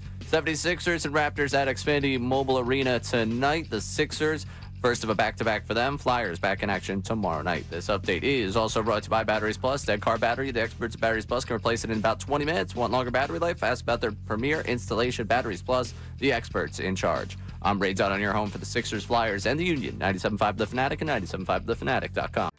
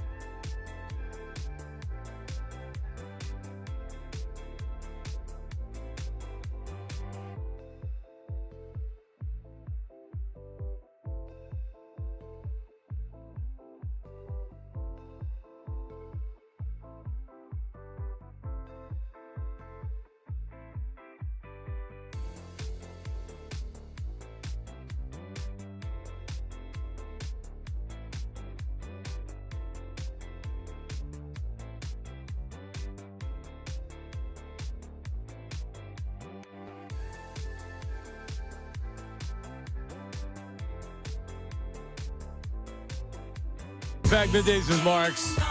Remember, you can always watch us on YouTube live from 10 to 2 or whenever you want to. I was watching last night doing some dishes. I went back. Harry and I had a very funny segment. You missed out on it. But I went back and I listened to it. Then I posted it up on Twitter. So you can watch on YouTube live or whenever you want to. It's will always be up there. I caught the very end of the program. Like the last segment. I came in because I had gotten a text that was asking me if I'm a chain smoker, which I'd like to clarify once again. No, I do not smoke cigarettes. I would like to clarify. Trish, because I did rewind to see where it came from. She's sitting here like, yeah, well, he goes out. That's what everyone does. What? I don't know what they did at LSU. Oh, Caputo. Patricia. Yeah, Caputo's the one that started that, not me. No. Well, I mean, you're certainly not innocent in this whole thing. You guys definitely egged her on in that one, but. She's like, yeah, well, when people go out, they say if they drink, it doesn't count. They, who is they? They is not me. I want to clarify that one very, very clearly for the people at home listening. They do say that, though. Yeah. I've had people say that to me. Oh, that doesn't count. Yeah, that's fine. But she insinuated that I fall into that category. And I was getting texts like, oh, man, I didn't know you picked up smoking. No, I have not. It's not a habit I've picked up. It's not a habit I intend to pick up. So it's actually perfect because you said you went back and you watched.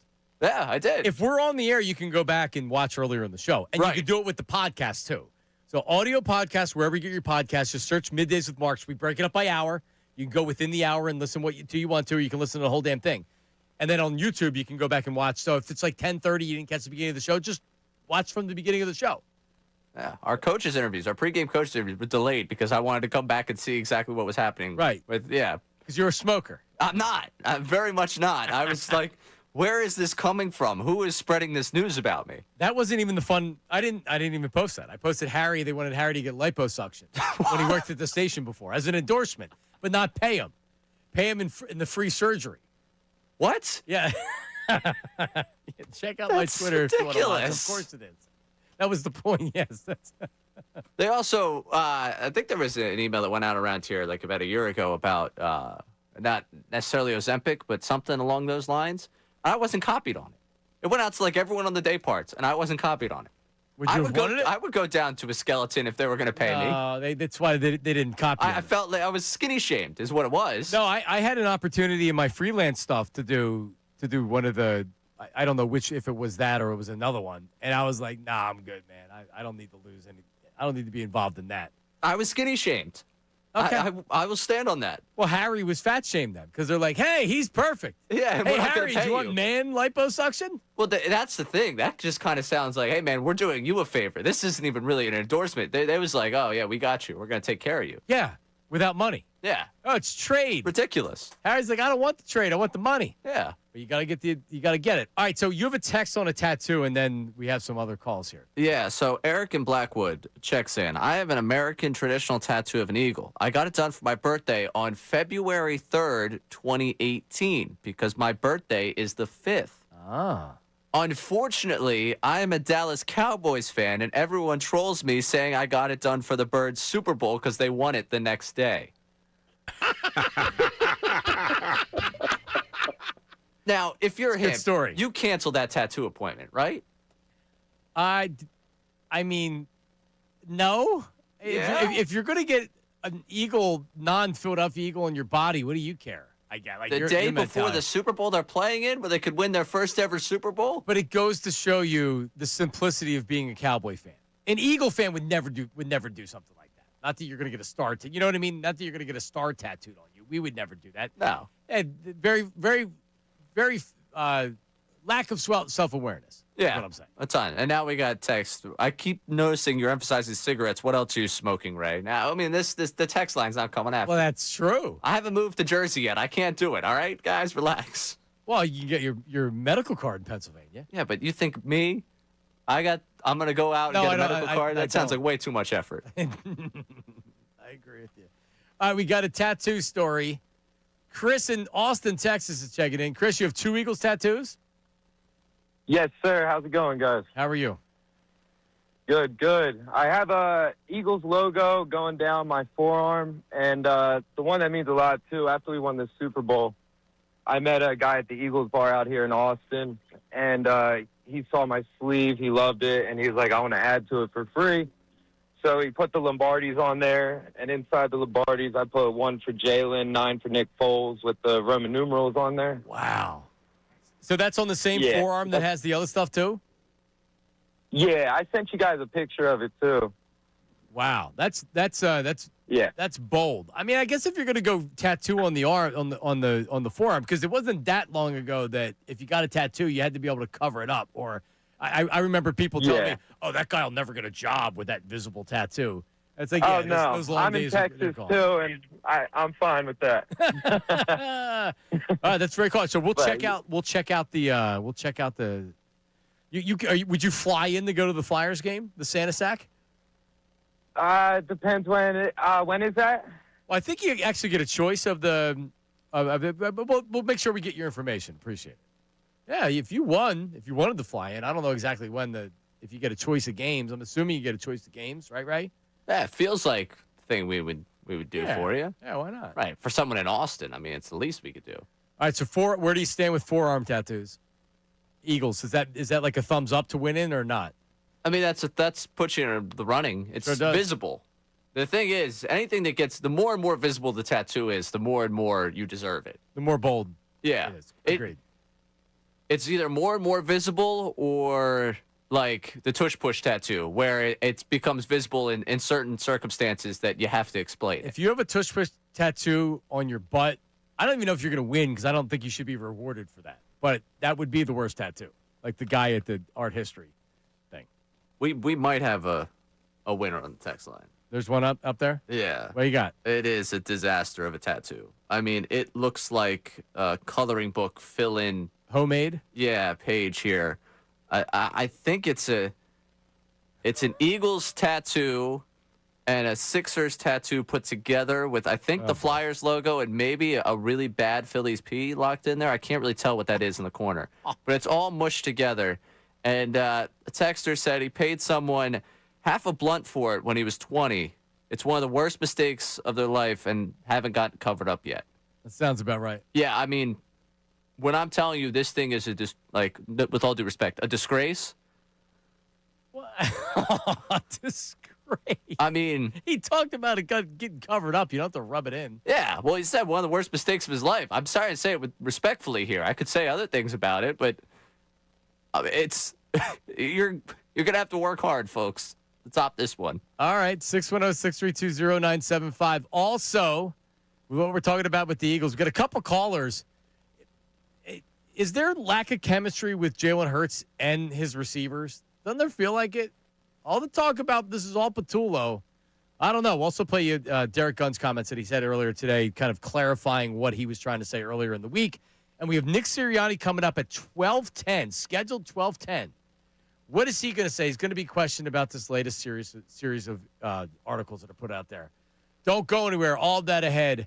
It is Middays with Marks, 97.5 The Fanatic. Hey, it's Ray Dunn and FanDuel. The partnership with Valley Forge is the #1 sportsbook for same-game parlays. From points and rebounds to threes and assists, FanDuel is the best place to combine your favorite picks into a same-game parlay or track every stat live, all in one easy-to-use app. And right now is the perfect time to join because new customers get $150 in bonus bets if your first $5 bet wins. That's right. You're getting $150 in bonus bets if your first $5 bet wins. Look at the association that I mentioned. Sixers, Raptors this evening. Maybe you're going down the thing of thinking, hey, they could beat this Raptors team. Look at Tyrese Maxey and that points over. Maybe instead you're looking elsewhere tonight. And you got just a disgrace of a basketball game that you might need a little action to watch. If you got the Hornets and Pacers, you want to watch that at 7. Or if you're like me and maybe when you get home, you want to watch something on the West Coast, Knicks and Mavericks tonight. Brunson going over against the old team. Who knows? Head to FanDuel.com/endzone. That's FanDuel.com/endzone to sign up today. You get the chance to bet on the players you love the way you want. It's FanDuel, official sports betting partner of the NBA. 21 plus, President Pennsylvania. First all-night real money wager. Only $5 first deposit required. Bonus issued is non-withdrawal bonus bets, which expire 7 days after receipt. Restrictions apply. See terms at sportsbook.fanduel.com. Gambling problem? Call 1-800-GAMBLER. John Kincade.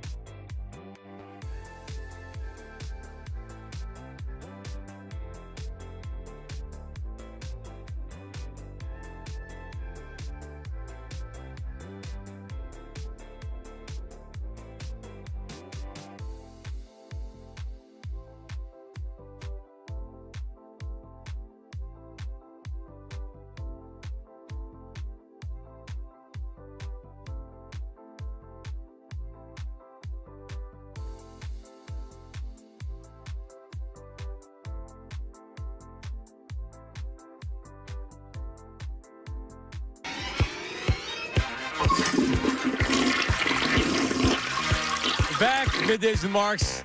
Went to the bathroom during the break. Not a good experience.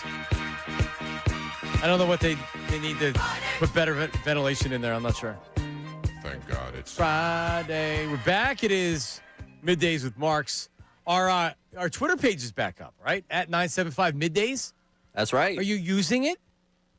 Am I using it? Yeah. Are we posting stuff to it? We are posting stuff to it, we for are. sure. Yes. Okay. All right. Dotsy's doing more of the work on the posting clips consistently for us on there. Okay. All right. Well, if you don't follow the account, maybe you do. You just don't even know you followed from before, but follow it.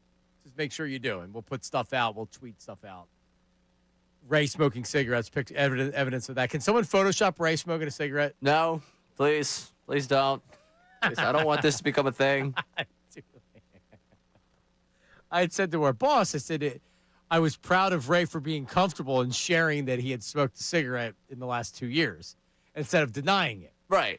I said to him, I said it was a moment of I was proud of him. Yeah. That he was willing to do it on the vulnerable, you know? I want to let people know that yes, I too have smoked a cigarette once in my life. Kids, don't follow my lead. Yes. Don't do as I do. Do as I say, don't do as I do. And kids, only eat the gummies that come in the fruit snacks, all right? Right. Don't be like your Middays producer. Right. Don't smoke. Don't be a smoker like Ray. Let's go to Frank. Frank's calling from Mount Laurel, New Jersey. Frank, how are you, man? What up? Good. How you guys doing this afternoon? Good. What do you got? I just wanted to get your thoughts. After watching the games, do you ever come out of it saying, this just looks like a receiving core and a quarterback that doesn't have any trust or chemistry with each other? Yep. I mean, you in this league, you're never wide open. So that other stat about we have the worst separation and all that, you watch quarterbacks like Stafford, Baker, even Drake May. If it's a 6-yard out route, that ball's coming out of the quarterback's hand at 4 steps, and he's anticipating, and the wide receiver knows the ball is coming. Yep. You know, AJ runs a 10-yard comeback route. He's got to turn around and be running back towards the receiver before that ball comes out. Yeah, you're throwing to a spot. He didn't do that. Yeah. Yep. Yeah, or throw them open. Throw guys open. Throw your receivers open in this league. Frank, with Donovan McNabb, and Donovan's borderline Hall of Famer. He wasn't a guy. He threw to open receivers. He threw a great deep ball, and he threw to open receivers. He wasn't throwing guys open. It was the same kind of thing. Exactly. And he was also, he didn't turn the ball over a lot, so he was hesitant to make those kind of throws. But the first thing you said is spot on. There's no chemistry. Devontae Smith caught a touchdown against the Packers, and he came back to the bench angry, yelling, just throw the ball up. Everybody's, Kevin Patullo, fire Kevin Patullo. Yo, he wasn't talking about Kevin Patullo. I disagree or argue with me about that. We don't know. He didn't say the name. He wasn't talking about Kevin Patullo. So if AJ has it, remember AJ had the big game? He had 2 touchdowns, and he's flexing in the end zone, screaming and yelling, and he puts the message out with his trainer, cursing, using the F word. He's angry after a win where he has a great game. Devontae Smith has a great catch, a touchdown against the Packers, and he's yelling F words about it. What does that tell you? Yeah, this is obviously an issue. Derek Gunn comes out and he says that, this stuff's getting leaked for a reason. There's an obvious issue. Can you play it, Ray? All right, here's Derek Gunn. He's clarifying what he said earlier in the week. Here it is. And I'm not the only one that's starting to talk about this now. There's other people talking about this as well. And when information starts coming from inside the building, that tells you, in a lot of ways, it's deliberately being leaked to bring attention to it and maybe to get this guy to rethink his position and his thinking when it comes to games. But this is an internal problem. AJ has been telling us about this all season long, about his frustration. He hasn't pinpointed anybody, but we kind of knew who he was talking about. And now it's starting to trickle out in other outlets. Yeah, it's weird that it does feel like this is being strategically put out there for a reason. Because D-Gun, it was a podcast with Inside the Birds, right, that he said that. So I specifically did it because I wanted what I wanted. I cut it.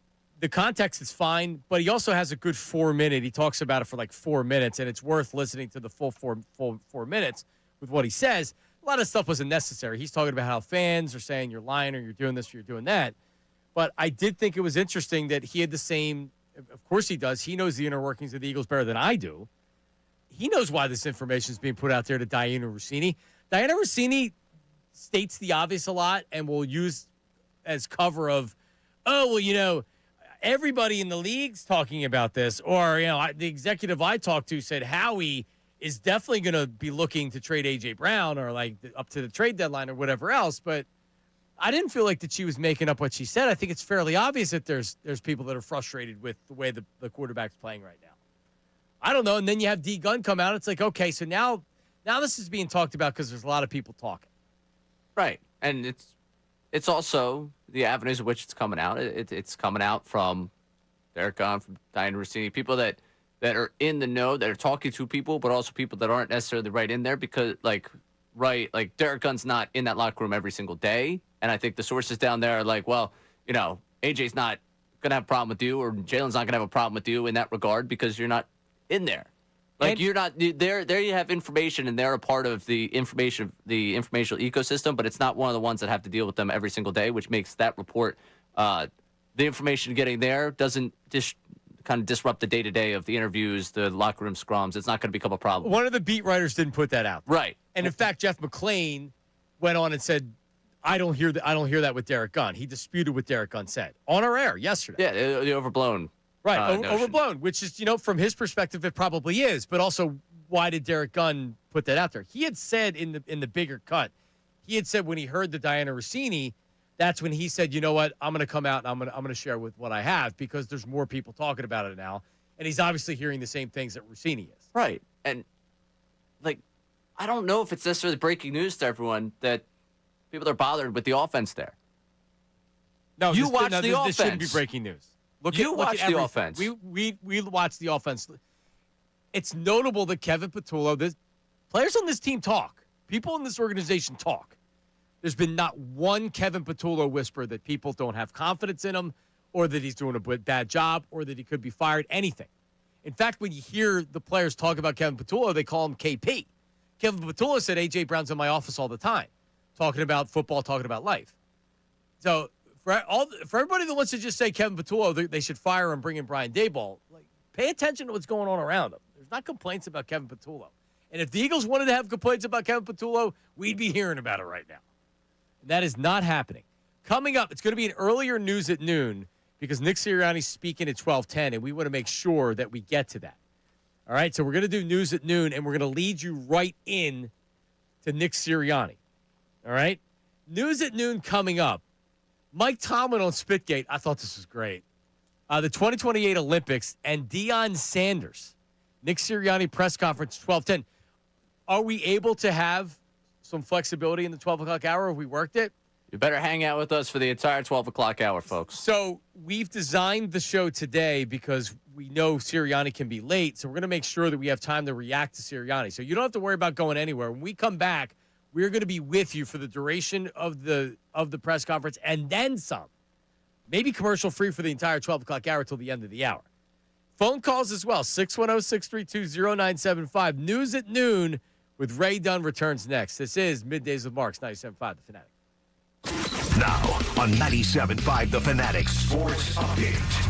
Dallas Week. I'm Ray Dunn with this Fanatic Sports Update, and it's brought to you by Tullamore Dew Irish Whiskey. Tullamore Dew, when it's game time, it's Tully time. The Eagles getting set for the Dallas Cowboys on Sunday at 4:25 in Jerry's World. Cowboys coming off a 33-16 win over the Raiders on Monday Night Football. Vic Fangio spoke yesterday about that Cowboys offense. They're one of the best offenses in the league. I mean, they're first in passing, 12th in rushing. They got balance. They're really a good offense, and Prescott makes it go. He's having a hell of a year. We'll see if that year continues for Prescott. We will be joined by Kevin Foley, our film insider, at 12:55 today. Nick Sirianni speaking in about 20 minutes time. 12:10, we'll carry the presser live for you right here on Middays with Mark. 76ers back in action tonight against the Raptors down at Xfinity Mobile Arena. First of a back-to-back for them, and the Flyers getting back to action tomorrow. This update is brought to you by Super Sure. Do you own a small business? You need to hear this. A seismic shift is coming. It's time to get Super Sure. Not kind of sure, not pretty sure, but Super Sure. Coming soon. I'm Ray Dunn on your home for the Sixers, Flyers, and the Union. 97.5 The Fanatic and 97.5thefanatic.com.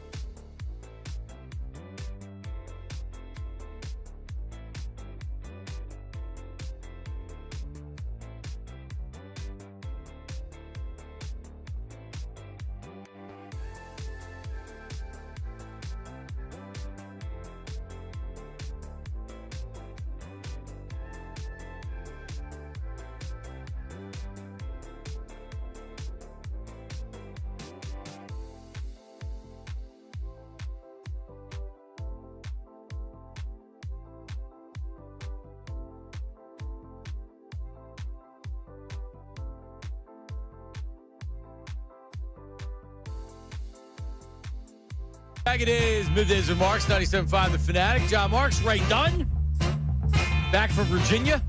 Now there was a time. By the way, this is just Eagles tattoos. Angry Al was texting me saying, is it any tattoo?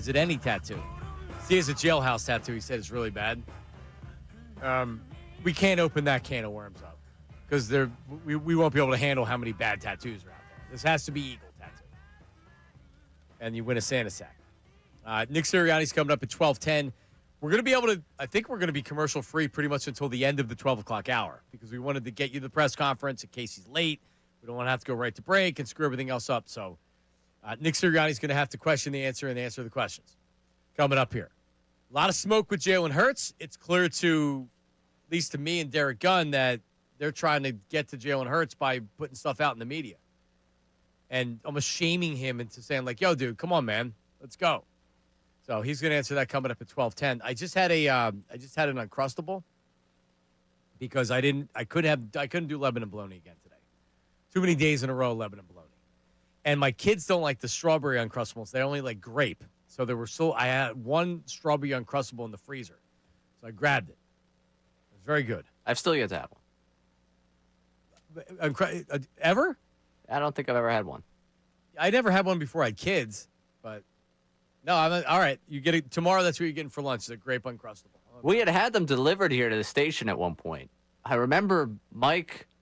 I don't know why it came up. I don't know what. I remember there was an Uncrustable show. I remember. Yes, and someone came up, brought him in, and I thought, as the people were delivering it, it was like, oh yeah, Mike's gonna get his Uncrustable. I figured it would make sense. I was the guy on air with Mike that I would also get an Uncrustable on that setup. No one. Mine must have got lost in the mail in the delivery service of us getting Uncrustables because I did not receive an Uncrustable that day. But you're saying the other people on your show did? I'm pretty sure that was the time where it was just Mike and I. Oh, really? Yeah. So it's not like they were lifting, a lot, heavy lifting to get the second Uncrustable. But you have people that want free food. So you just you have to be a little bit more aggressive and be like, hang on, whoa. I'm on the show, not you guys. You get second dibs at the Uncrustable. You can't have these scroungers in there coming and stealing. Well, I just kind of assumed everyone realized that we were content, talking Uncrustable. That's my Uncrustable we delivered. I didn't think it was going to be delivered by hand to Mike the way it was, but I kind of figured they were going to be like, yeah, there's some outside for you. There was none outside for me. Unacceptable. Yeah, I mean, it was kind of heartbreaking. Unacceptable. I think I haven't eaten one since because I'm so broken by that moment. You're boycotting it. Yeah, my ego was crushed. All right, Nick's here running at 12:10, but it's time for the news at noon with Ray. This city needs its news. Now, it's time for... I'd like to be remembered as a good newsman. The News at Noon. That's the coolest story I've ever heard in my entire life. That's insane. With Ray Dunn. All right, I'm back. Hello, everyone. Back at the anchor desk, anchor chair, whatever you say. Caputo did a good job yesterday all around. Good to hear. News at noon was a solid B. Yeah, I was told. Did a good job. I was told by the YouTube chat that I should start looking for work. Correct. That's always a good thing to get on your day back. Well, no, we're looking for a replacement because Jim Nantz is going to retire and Ray Dunn is going to be with Tony Romo. Yes. Yeah. How about that? The story of how Ray went from an ESPN Plus doubleheader to Jim Nantz in a matter of 6 months. Who would play you on the Lifetime video? Because that's a Lifetime movie around Christmas. It's going to be that guy from SNL. The three, what's there? Please Don't Destroy. It's the really skinny redhead guy. His rise to fame has been the worst thing for me because I go, oh, you kind of look like him. I think I'm growing the beard now strictly not to look like that guy. Like Conan? Kind of. He looks like if Conan never learned what hair gel was. Oh, gotcha. Even worse. Yeah. Oh. Yeah. All right. Yeah, it's bad. It's not good. But that guy would definitely make, because it would be a very low budget. It would not be, not a lot of bells and whistles. No, they would get him because it's going to be by the time he's done with SNL and needs work, that's when that movie's getting made. All right, moving to the actual news at noon here. We've got our second Spitgate of the NFL season. Yeah. Obviously, Jamar Chase, Jalen Ramsey. Ramsey gets ejected for hitting him. The whole thing goes down. What was Tomlin's message to Ramsey after that game? I have no message if someone spits in your face. Do what comes natural. Do what comes natural to you if someone spits in your face, according to Mike Tomlin. Yep. Yeah, in other words, he punched him, and he should have punched him, even if it got him thrown out of the game. And I agree. Oh, I'm in on that. And Jamar Chase, his excuse was, I was just spitting. I didn't, he got kind of caught in the crossfire. I was just spitting. It's similar to, remember Dak, which is, he wasn't spitting in the Eagles' direction. That just happened. He was spitting, which is total bull. You know what? Yeah, I mean, I'm still not spitting back from Jalen Carter, but I'm not here to relitigate. We did that conversation for days anyway. No, I'm not saying, Jalen Carter deserved to be thrown out. Also, but Dak Prescott also was involved in it. While we're going back to that, I thought the whole explanation for Jalen Carter being suspended one game was that he was already out for one game. Correct. Not that I want to see Jamar Chase out for multiple games. I really don't care that much. But if their explanation was he only got a one-game suspension because he was ejected for an entire game before that, the NFL just totally disregarded the precedent they tried to set with that, right? They got a game. Each player got a game. No, Jalen Carter, when they explained it, they said the game that he was ejected for also counts as a part of all this. Correct. He didn't play. Jamar Chase was not ejected for what he did. Right. But he only got one game. Jalen Carter got one game. Jamar Chase got one game. Should he get more? Oh, yeah. Okay, no, now I see this. I'm totally off base here. Yeah. No, I'm getting it now. I'm getting it. He didn't play half a game and he got thrown out. He literally didn't play because he's stupid and he didn't play a full game. Yes. So that they stuck to their precedent. Sorry, my brain got rewired. You were probably hammered in Richmond for the last 36 I actually didn't go out at all in Richmond. I had sat in and I prepped 3 different games worth of game notes because I was like, this week's going to crush me and I need to do this. You needed to do the work. Yeah, that's very mature of you. Yeah, I know. That sucks. You know how much that sucks? Well, you also weren't in Miami, so I don't. Well, yeah, we were not. You were in downtown Richmond. We were well up there, Richmond. But the maturity I showed just sucks. I'm mad at myself. Moving to Olympic basketball and a couple of guys that have grown up as well.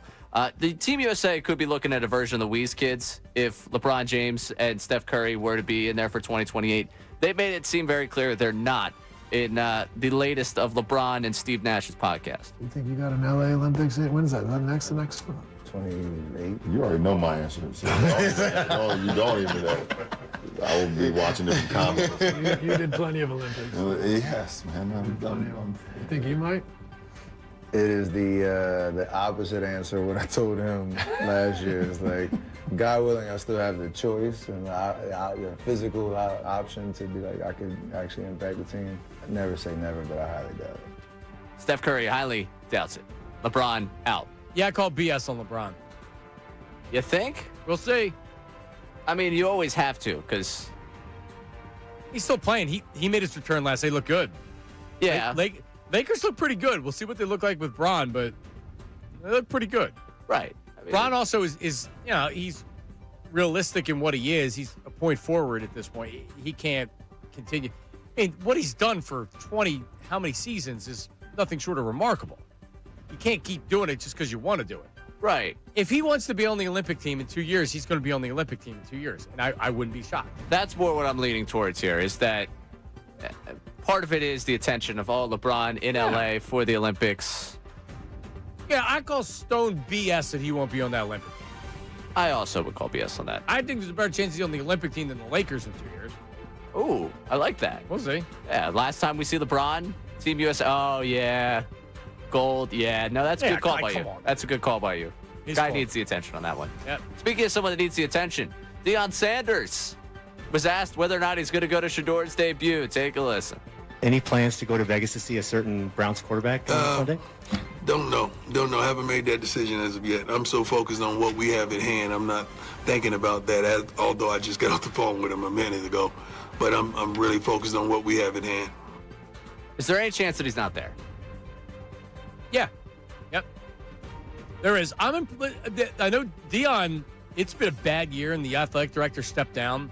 He's not going to get fired, but that's not good. No, it's never good for you. He's smart enough to not be like, oh, yeah, well, what am I going to do at this point? Yeah, I'm going to go see him. No, he is being very serious about how he needs to turn this around. And I'm impressed with the way that he's acting, because he's right.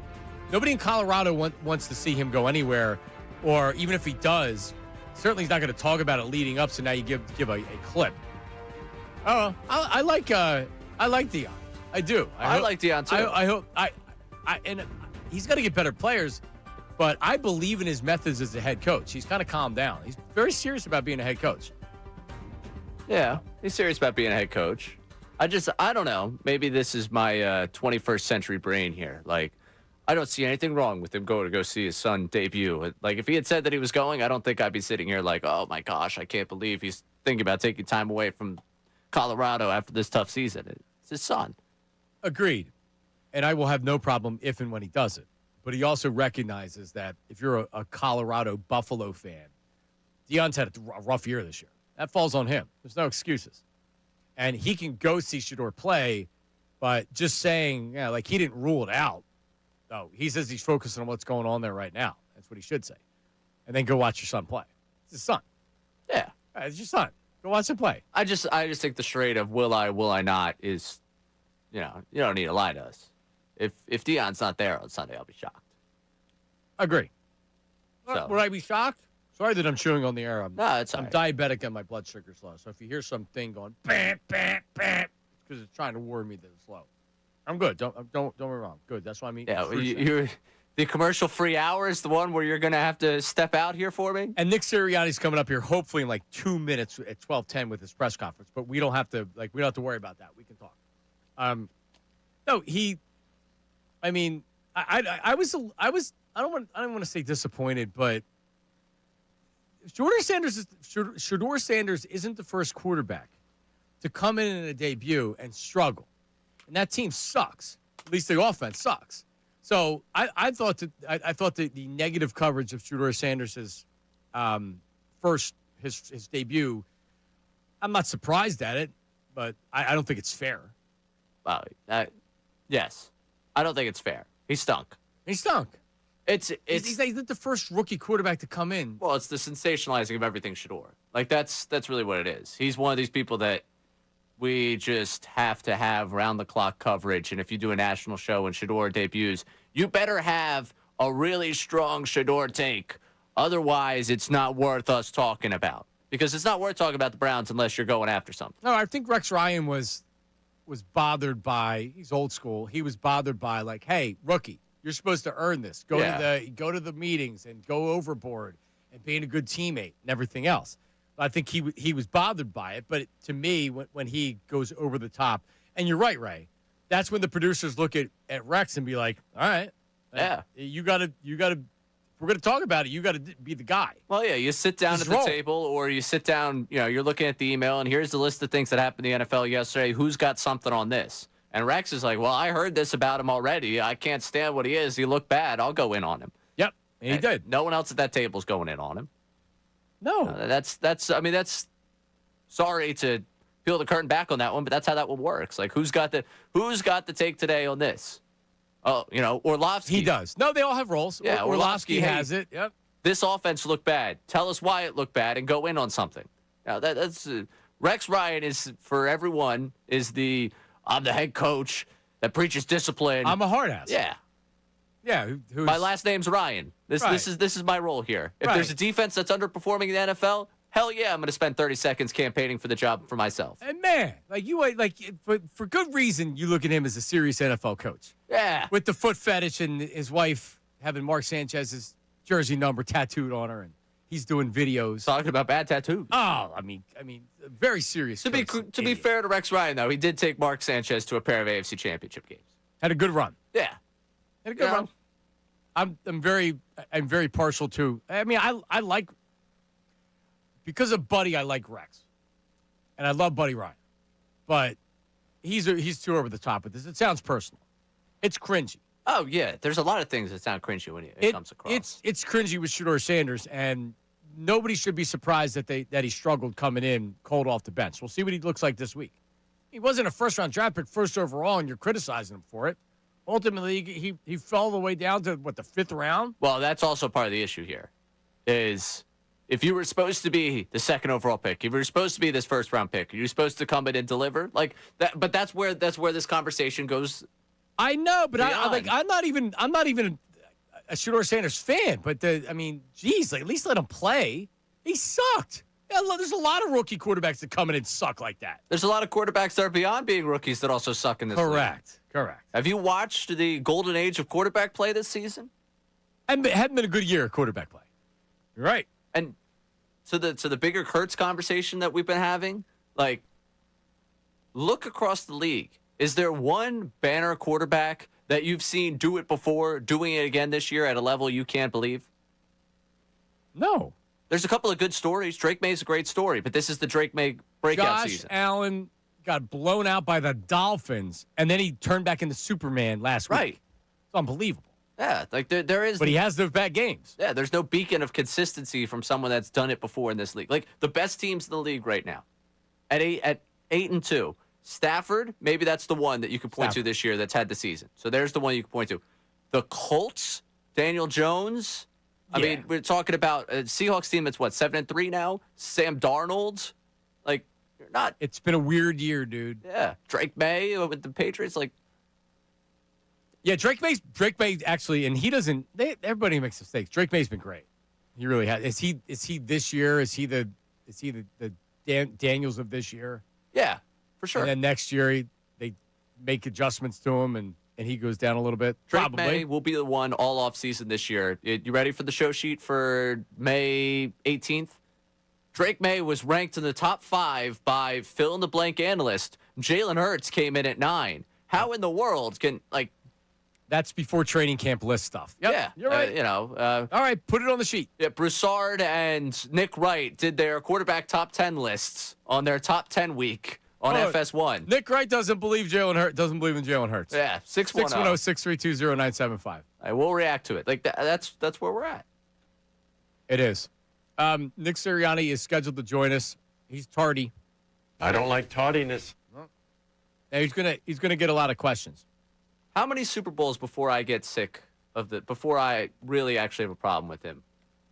Or I can't have a problem with him with the tardiness. Excuse me. Let me rephrase that. The tardiness isn't, I hate it, but I don't look at sometimes you got if you're busy doing football stuff and you're like, all right, I'm ready to go. And Bob Lang down there at Eagles facility is like, hey man, I need you for 2 minutes before you go do this. It's his job. Right. So if they're late for it because of that, Nick, it's honestly a combination of him trying to, I don't know if he's trying to, or he talks in circles to where you don't even know what he's talking about anymore. But he's just not up there being a jerk like Belichick or like Chip. I hated Chip Kelly because of his behavior at press conferences. He's such a D. And like Andy Reid would make you mad, but also you still, I respected Andy, but he was never going to throw his players under the bus. Nick handles these press conferences. He's smart with it. Well, what's the latest injury? What's the status on this? I haven't talked to the doctors. You haven't talked, but I haven't talked to the doctors. I can't answer the question. He knows exactly what's going on. Yeah. But he answers it that way. So Nick does a good job with the press conferences now. Well, yeah, and he's coached up before him, like you said. And that's why he's late. Like, it almost seems like if you're telling the media 12:10, I don't know if you have a friend or you've dated someone where if you want them to be at dinner at the bar by 8 o'clock, you tell them like 7:15 because they'll be rolling in at 8:15. Right. Like they should tell him he's meeting with the media at 11:55. Therefore, they could run down all the talking points, especially on a week like this. Because here's what Derek Gunn said about Jalen Hurts. Here's the latest. Yep. Here's what your answer has to be. What you think your answer should be to that. The A.J. Brown meeting with Lori thing. I'm pretty sure that came out before he met with media on Friday, but ultimately over the weekend it became a bigger deal. What's your answer going to be to that? Patullo is probably going to get ripped. Are you ready to defend your boy again? He's going to be like, yes, of course. Yes. Yep. Yes. Kevin's doing a great job for us. You don't see what I see with Kevin Patullo behind the scenes. Those players love him. Those players are always in there talking with him. They'll get him right. Well, and Nick, there's now been multiple reports, both nationally and locally, and Derek Gunn is a guy that has never been accused of throwing stuff up against the wall. And when he says this, it makes it a little bit different. But now he's saying that there's multiple players and coaches that are frustrated with the way that Jalen Hurts plays quarterback and how he's not making throws and how he's gun shy at this point. Would you agree? Are there people? Are you frustrated with Jalen Hurts? Are you worried about that there's people frustrated with Jalen Hurts? And then a follow-up to that. He's not going to say anything, but he got feisty last week with T-Mac and with Jeff Are we in McClain. a debate? Yeah. So there should be some good stuff that's coming up here with Nick Sirianni. He was late last week, and we were asking again today. He's late today. I don't like tardiness. So maybe on the Bet Parks app we can get an over-under on the time. We do have an over-under in our YouTube chat for a couple of Sirianni-isms. if you're interested. Yes. Our good friend Andy in Lambertville keeps track of these things for us. The over-under today for Yano's is 41.5. Again, 7.5, and obviously 7.5. You're going to have to keep track of that, but I trust you to do it, Andy. Yeah. Thank you. Andy does a great job keeping track of it. Send me the picture of the... I would take the under. I didn't realize that he was a big guy. A big guy. Is it a Shane Victorino, I used to do this with Mike. We would do the game. And you knew when it was coming. Victorino would talk, and it would be where he struggles with where he's going next, and he throws a in there. The really has nothing to do with what he's saying. It's just kind of a nervous tick thing to say. It's a filler. Yep, he does the same thing. Last year, Kellen Moore was a big obviously guy. Nick also, and Patullo uses it too, the word right. He'll be talking in something, he'll be like, when you're talking about the offense and the players are all in the meeting rooms, right? And everybody's just talking about stuff. A lot of those rights in there. It's almost like a feeling comfortable in talking to everybody right. I'm a listen guy.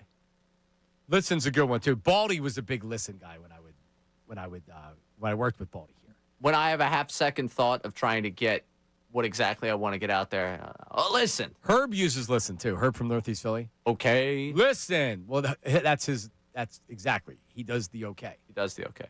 We all have our nervous tics about that kind of stuff. Well, I'm talking about the YouTube checks. This is something you and I talked about off air as we still await for our wonderful, wonderful Super Bowl. I don't like head tardiness. Yep. Dawood, talk about Scatabo at the Monday Night Raw. Yeah, we talked about it in between the segments. So Scatabo is at Monday Night Raw, and they do a whole bit. And they're like, hey, there's Big Dom and Cooper DeJean and the boo. And then they go to the Giants players, and that's where Scatabo's there. And I don't watch wrestling. I'm sure Vito knows who it is. But one of the wrestlers came over and started going face-to-face with I guess he's a comedian, a professional comedian. That's a New York Giants fan. And they're going back and forth, and that's where the pushing and the shoving starts happening because then Scatabo's called out. Scatabo comes up, and he, gets in his face. Scatabo's only 5'3", though, which is what was surprising to me. Maybe not 5'3", but he certainly wasn't 5'10" or 5'11". It doesn't look like it. And not that he wouldn't wreck house. He's still a big dude. So he comes up, and now he's in the face. And sometimes, a melee kind of breaks out where there's pushing and shoving, and I understand that it's not wrestling. It's not real, that the outcomes of it's a skit or it's a bit that they're doing. But still, just like in wrestling, there's physicality. Here's Nick Sirianni. Yeah, obviously some different personnel in there, and they do, as you grow throughout the season, doing some different things. You got a little bit more tape on them, obviously, now than we did going into a lot more tape than going into the first game with, had to look at some Bear stuff and some different things there. But yeah, they look different, not only personnel-wise, but also some, as you looked at them going into the first game, there was a lot of unknown. Nick, there's been a few reports about Jalen over the past week. My question's not about the substance of the report, but what do you think about the fact that there are seemingly people in the building talking about Jalen through the media in a negative way? Yeah, again, when there's not a name on it, I don't put a lot of credence into that. And, obviously it's not good for me to read anything. I got to prepare to do my job, right? And if I'm thinking about other things, and so now when Bob preps me for it, I don't necessarily believe everything that's being written. I just don't. I've been around long enough to know that. So I don't give it a lot of credence when there's not a name. And again, just don't fall into the trap of believing everything you see or read. Defensively, specifically with the Cowboys, because of your history with Matt, but they have changed personnel pretty significantly, injury-wise, getting Quinn and all that. That part of it, because they've been successful offensively, but they're getting better defensively. Is that a bigger concern for you coming into the week? I think you always go into a game. This is the NFL. Any team you play, you got to be being ready. And the Cowboys always have our attention. They've been a good team for a long time and have a lot of respect there. So, this is obviously our next game, so our biggest game of the year. And a lot of respect for this team, the moves that they've made to, to help their team out. I have a lot of respect for that. And then the players that they have over there, the coaches that they have, I think Coach Shoddy does a really good job. Just watching him from afar, got a lot of respect for him and the coaching staff that they have over there and the players that they have on that team. You haven't met the plan extensively for Lane being out in a couple seasons. How much does it holistically alter game planning, protection planning, and how you guys go about doing it? Yeah, I feel, obviously Lane's one of the best players in the NFL. So, it makes you do a couple different things here and there. We have a lot, with that being said, I have a lot of faith in the guys, with Fred. We've had a lot of guys play, through the length of the seasons that we've had the past, 4 years, we need all hands on deck. So we've had a lot of guys play. So a lot of experience doing that, not just with Lane, but with every position. So you'll miss Lane, no doubt, if he's unable to go. But not have a lot of faith in the guys that we have, and obviously faith in the process that we have to get ourselves ready with different players. As a follow-up to that, in the role meeting before the year, how did you envision Fred Johnson's role? And given the nature of that position, did you see a day where he likely would have to step in to start?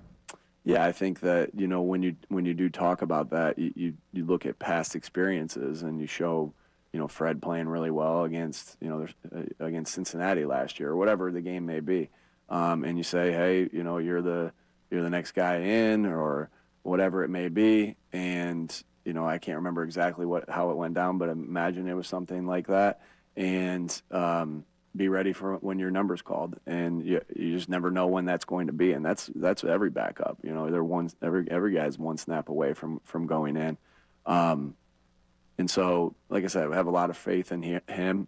There's a reason why we were putting him in to play in those big packages, because we have a lot of faith in him, and for what we were trying to do, we felt like he was one of our best 11 to do what we were trying to do on those particular plays. So. Obviously, the faith is high there, and he's earned that. Nick, what have you thought of Kevin's performance as a play caller? And how do you review that performance like week in and week out? Yeah, you always go through, like I go through everything, situation. One way I look at it is situationally. I'm gonna look at that of how we kind of handled things situationally. How did we play 2 minute? How did we play 4 minute? How did we play backed up? How did we, it's kind of one of the, third down, and so red zone, all those different things. And because, there's got to be alignment with the vision of, how we manage the game as well. All right. And then, excuse me. And then I'll look at, with the design or anything like that. Hey, was this issue an issue that we lost because of play design, or was this an issue that we lost because we didn't execute, right? Always going to look at that. And then just look at the flow of game, why he's doing things, this and that. Hey, and maybe it's questions here and there. Hey, why did you do this here? Why did you do that there? So it's just the interactive part of it that I wouldn't say it's anything real unique, but it besides the things I just talked about, but more so the flow of how you watch every game together and every practice together. What do you think here? Hey, oh man, what if we, what if we'd have done this instead of that? And so, again, I think he's done a good job. We found ways to win. We have a lot to improve on.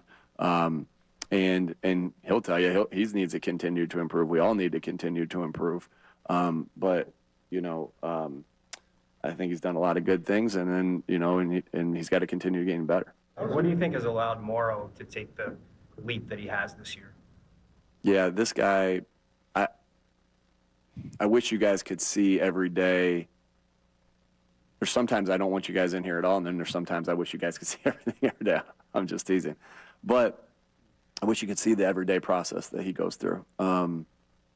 Man, it's not a surprise to me that, and it may be a surprise to everybody else, or I don't know. I don't know what the thought process is there, but it's not, when I see a guy work the way he works on a daily basis, consistently, over and over and over again, and you guys get to see how hard he plays in the game. I mean, his motor is constantly running. and he can't turn that off. Like he does that in everything that he does. He does that with how he leads his teammates. He does that with how he practices. He does that with how he walks through. He does that with how he meets. And it's like a guy like that who loves football, who's ultra tough, who gives everything he has every moment. God willing, those guys are going to reach their ceiling. They have no choice. There's no other choice. Like, you can't put in the work that he puts in with the relentless effort that he puts it in with and not reach your ceiling if God willing. So, as good of and as talented as he is, as you hear it in my answer, it's all about the other stuff that he has, in his, with how he kind of goes through about his business. How about Jordan Davis won the NFC Defensive Player of the Week this week? What's your vantage point on his development? Yeah, just proud of him, because I think what a great example of, the world that we live in today, instant gratification. And, he had to go through some ups and downs, always has made plays for us, whether, starting in 2022. But there's been ups and downs in his career. And he's just continued to put his head down and work. He's got himself in the best shape of his life. I think he's seeing that, and it's paying off. And yeah, just can't say anything more, but just happy for him and because of all the work that he's put into to get that acknowledgement that he got from the NFL. And he's been playing really good football, and it's awesome to be able to talk about those guys like Morrow and Jordan, and their continued development, because they're really helping us win games. You mentioned Rathman the other day on protecting the ball. Is there anybody on the other side of the ball that, through your course of the years, that has really influenced the way you try to take away the ball? I thought Coach Eberflus was really good in that aspect. And obviously Gannon was with him. And so, Jonathan and I thought about that the exact same way. But I always thought that Coach Eberflus was really good at emphasizing that, being that his background just with the, with the Tampa 2 stuff and the old Bears, and I'm not saying he was there during that Bears era, but he had those ties there, and they won so many games that way. So, yeah, I give Coach, I purposely left him out the other day because I didn't want to give him any praise going into our game. But, I think that, Coach Rathman, Coach Singleton, Coach Eberflus all have had a good influence on me as far as the protecting the football and taking the football away. A lot of the 3 and outs have come when you guys have been backed up. I imagine percentage-wise, most teams go more 3 and out in that area. But have you identified what it is, and how can you guys kind of break that tendency of going 3 and out or being backed up? Going 3 and out when you are backed up. Yeah. I think that there are common themes. Obviously won't get into the specifics there, but, being in 3rd and long, I've been saying that all year. When you're in 3rd and long, it's harder to convert it, obviously, than 3rd and 2 to 6 or 2 to 5 or whatever it is. And so it's being efficient on those plays and, eliminating some of the things that put you in the hole, whether that's a penalty, whether that's a negative play. And again, when I say those things, I'm looking at everybody. It's the play call. It's the execution. It's everything. And so, I think I think it always keeps coming back to being able to be ahead of the sticks, and being able to be explosive. It doesn't have to creep its way out of there, right? It doesn't have to be 3-yard gain, 3-yard gain, 5-yard gain, 7-yard gain. It can be 20-yard gain, being explosive back there as well, which is some of the things that we're continuing to work on as a staff, as players, of how we be more efficient in those areas. As you try to find, you spoke a lot about yards after the catch, and you specifically mentioned getting the ball with guys running within 5 yards of the line of scrimmage.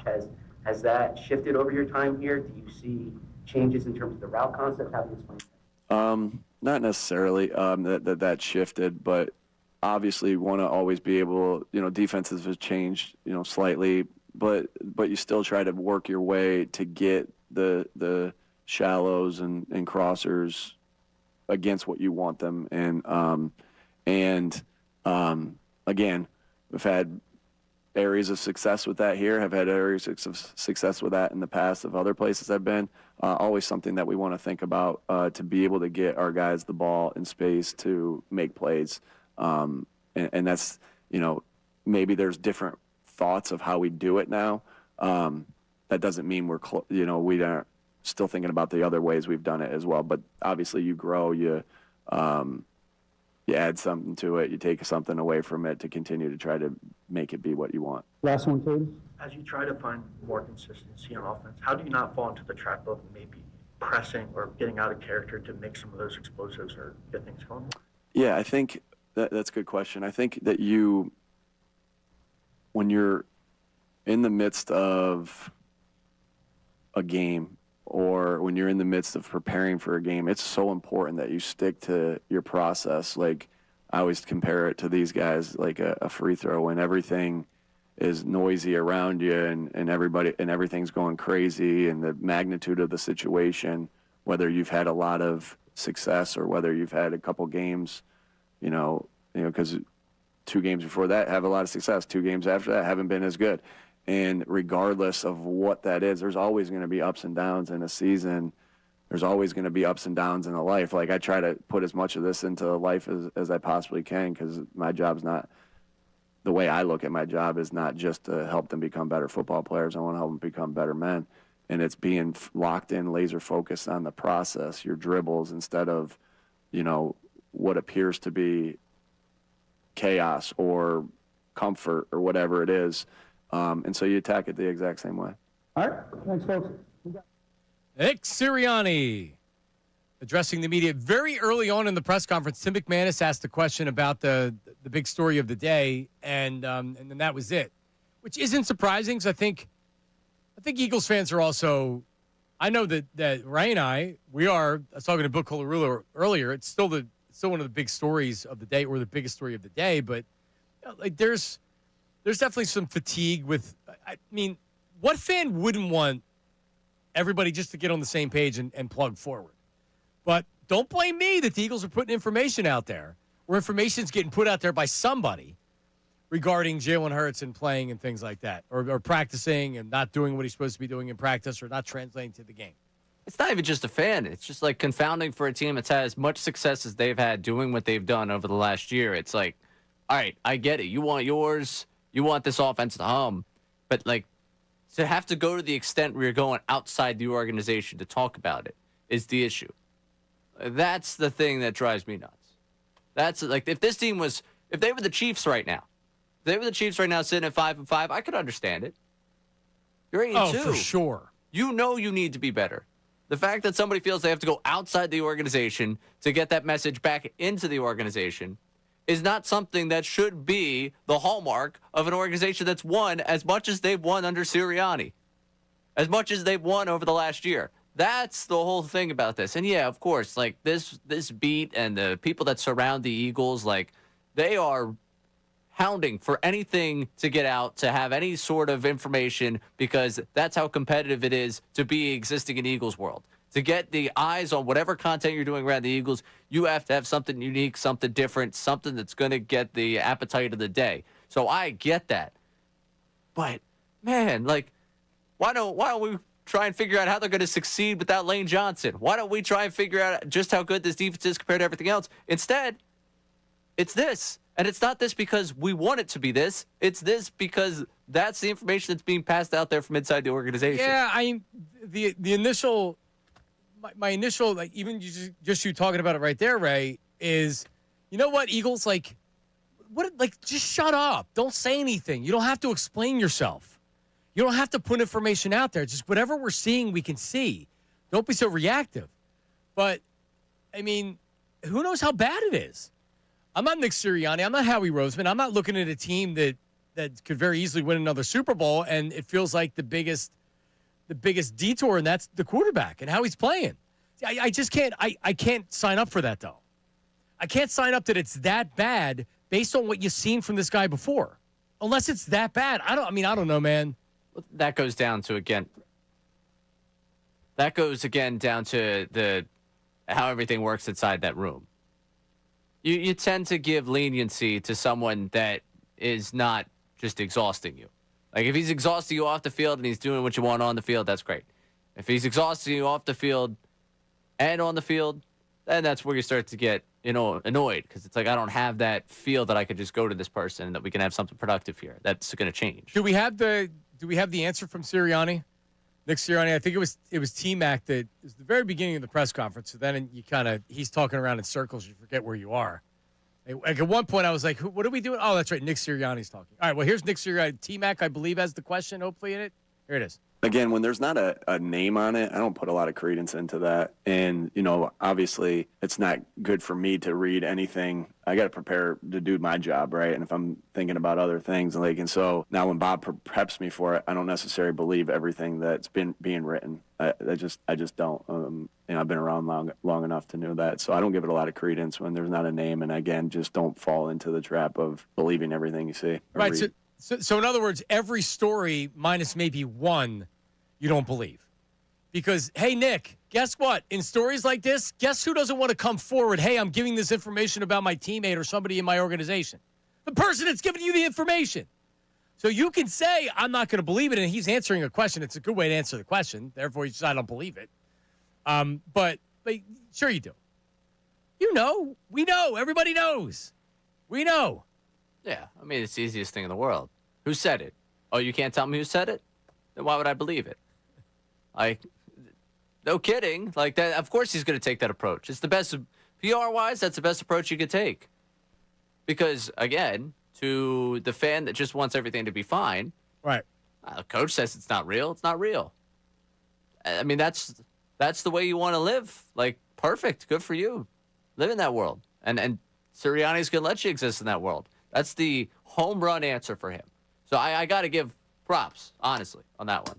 That's the way you answer that question. Agreed. He didn't even get a follow-up to it. No, and you would have liked to follow up in there, which leads me to believe that, again, the Beats are like, this is not a hill we're going to charge up on. Nope. No, you probably realize I probably shouldn't follow up. We're going to get our question in. The Eagles understand the question's going in about it, but we probably need – and you know what? I'd like to move on, too, from it. After we talk to Kevin Foley, who's going to break down the film of exactly what's going on with the Eagles offense. But Kevin's also a guy that he's not going to come on and be like, oh, man, Jalen Hurts sucks. This is, there's nothing that Patullo can do about it. Like, this guy just won't make throws. He doesn't say that at all. He designed everything else that they're doing. So I know. After this presser, after that answer, can we move on till tomorrow? I mean, I'm good to move on if we don't get anything new. Right. Like I'm good tomorrow to the Cowboys, man. Lane Johnson's out. Like there are things, and that's I see the YouTube chats, I see the tweets, the texts that everyone's like, oh my gosh, we're on day 15 of the. It's like because every day there's something new here. Yep. It's not like we've just looked at one thing. It's been one thing building on another, building on another, building on another. We're getting no more social media posts from AJ. It seems like nobody's doing any more digging on the Jalen thing. So now, as long as you keep winning and everyone stops letting things outside those four walls, we could just, oh, man, what do you think about that Fred Johnson, man? I'm ready to, well, who takes a spot in the jumbo package? Does this mean you can't do the jumbo package? There's a lot to dig into. Cam Latu time, man. Oh, man. I'm ready. Sirianni even said it was a good, that's one of the other things he does. He says, he'll be like, that's a good question. And then he answers. It was a good question there at the end, Caden. I'm proud of you on that one. That was a good question. So who was it? That's Caden Steele. Works with NJ.com. Oh, yeah? Eagles reporter? Yeah. Oh, all right. Yeah. There you go. Caden. Temple made Temple proud right there. Did sound like a good question. I shared many of press boxes with Caden. What was the question? Question was asking about getting outside your identity and what you're doing already chasing explosives. Oh, how do you not do that? How do you not do that? Yeah. And you know what Nick's going to say? Well, we're always looking to get this. Good question. Yeah. Well, good question, of course. Of course it was a good question. Went to a good journalism school. It was prepped for it. 610-632-0975. 610-632-0975. I guess the question for Eagles fans is how Are you even worried about it? Right? Are fans actually worried? Or do they do this, right? Where they're like, oh, we're doing this again? Okay, I'm out. I'll be back on Friday maybe, and then I'll watch the game on Sunday, right? Like the day-to-day managing with all this stuff. And by the way, this isn't our fault. Right? Like the Eagles are the one that are dysfunctional, not us. Like, okay, all right, we're dysfunctional too. Yeah, I mean, I'm a mess. But the Eagles also, is this happening? Is this happening in Buffalo when Josh Allen has bad games that everybody's questioning? You know what I mean? Because McDermott's the one they want out up there. That's true. Like, that's the thing. I feel like every market has their touchstone that ends up being the thing that drives them nuts. Like, for us right now, it's this offense. You've spent this much money on the offense. Who's to blame for this offense? Why doesn't it look good? Because when you get to these elevated expectations, we have to treat this as if what's going to stop them from winning a Super Bowl and not what you're enjoying. That's why it's never as good as the first time. No. Well, any run that you have, it's never as good as the first time. Everything's exciting. I know. It's just different. I'm trying to think if I enjoyed. I think I might have enjoyed last year because it wasn't fluky. All right. Not that I didn't enjoy the first one, because obviously we did. I don't know. It's just tough to judge because when I look at last year, they can win another one. Not even. Sorry, I'm not even saying the first title, but the first time you go on a run with a group. Like the Phillies are a good example. Like the 22 with the Phillies. You think about 2008. 2008. But even 2008, they answered questions about 2007. Like they got in, you didn't expect them to do it all. 2008 becomes more fun. Then the expectations ramped up after that. But after 2022, like 2023 doesn't help because of the way it ends. But like the lead up to 2022 is, wow, Hurts is playing at this MVP level. It looks like they've got things figured out. Like as a team, like this is exciting. And that excitement turns into expectation. And when excitement turns into expectation, you never quite get to enjoy it the same way. It's no longer fun. Yeah, because it's like, okay, yeah, I know Hurts can play at that level. You excited? Why isn't it happening? Outside of being a Phillies fan, are you excited for the 2026 Phillies season? I'm terrified. Right. I told you, it feels like I'm going 100 towards a cliff. Yeah, it's not a... No brakes. It's not after... I mean, even last year was all right. When you lose the World Series, you're feeling great. But if you don't make the World Series again, that's going to be a problem the following year. But You're like, all right, we lost the World Series, but that was a really, really good run. And then you fall short. But then when you do it again and again, the Phillies really they're almost in that Eagles, the Andy Reid Eagles. 2001, you have no expectations of going to the Super Bowl. You get to the NFC Championship game. You nearly win. 2002, you're the best team in football, and then you lose. So you weren't feeling bad 2002. 2002, you were excited because it's like, wow, we're close. 2002, you had the best team in football, and you lose to the Bucs at home. So now 2003, hurry up and get to the Super Bowl because that's the only thing that's going to make us feel good. And then they lose again. So then 2004, T.O. comes in, and that made it fun to where it wasn't just a death march that you better get to the Super Bowl. They did get to the Super Bowl. And then that ended up being enough because it felt like an accomplishment. And then they never even came close to it. Well, they did come close to getting back a couple years later. But still. But no, those seasons weren't fun. And that's the thing. Once excitement fades to expectation, this is where we end up. We have an expectation for this group. There's an expectation they're going to compete. You got to 8-2. Like that's, at this point, it's not like a fun, let's get in and see what happens. It's you figured it out last year. We expect you to figure it out this year. Why haven't you figured it out yet? And until you do so, we're going to be upset. And it was on a rough draft of the show sheet that I sent over last night that ended up being cut out today because, we deal and audio and all those things. Right. But I'm interested in how, like, a decade from now, we're going to remember this. Because we have a real way of taking times where people were stressed, upset, annoyed, and being like, wow, that was a golden age. But what happens from here? That's what's going to determine how we look at it. Do they not get back to another Super Bowl? Do they get back to a Super Bowl and not win? But, like, we talk about there's never been the dynasty here in Philadelphia. Like, you go back and people talk about, like, from 76 to 83 of the Phillies. You win one in 80, but there was... a dynasty. But there was but I'm saying there were people upset with the fact of they kept falling short, kept falling short. They win one, and it's like, all right, they didn't get another one down the line, but we remember it as a golden age. 2007, 2011 with the Phillies. Remember it as a golden age, but... Great run. 2009, 2010, 2011, conversations you're having about that team... Probably not every day coming in with, wow, it's so exciting to have a great team. The Phillies should have won another title. Yeah. Without a doubt. Ruben did a great job in setting them up with Doc and Cliff Lee. They just, unfortunately, in baseball, it's really difficult. Dr. J, I thought I'd say Doc, Dr. J, 1983. Do you know how many finals appearances they were in and lost? Doc was at the end of his career, retired, I think, in 1987. So it's not like he was still in the prime of his career. Moses came in. If they don't win that year, they don't win a title, and Doc is looked at as a different player. The fact he got that one title erases everything else because they lost a lot of Eastern Conference finals. They lost a lot of NBA finals. Thank God Doc got that. If they win a second Super Bowl, because this is looked differently than that first Super Bowl because it's not the same core. For the franchise, it's looked at as the same, but for this core, I mean, they're probably already this is the best run any team has had in Philadelphia, right?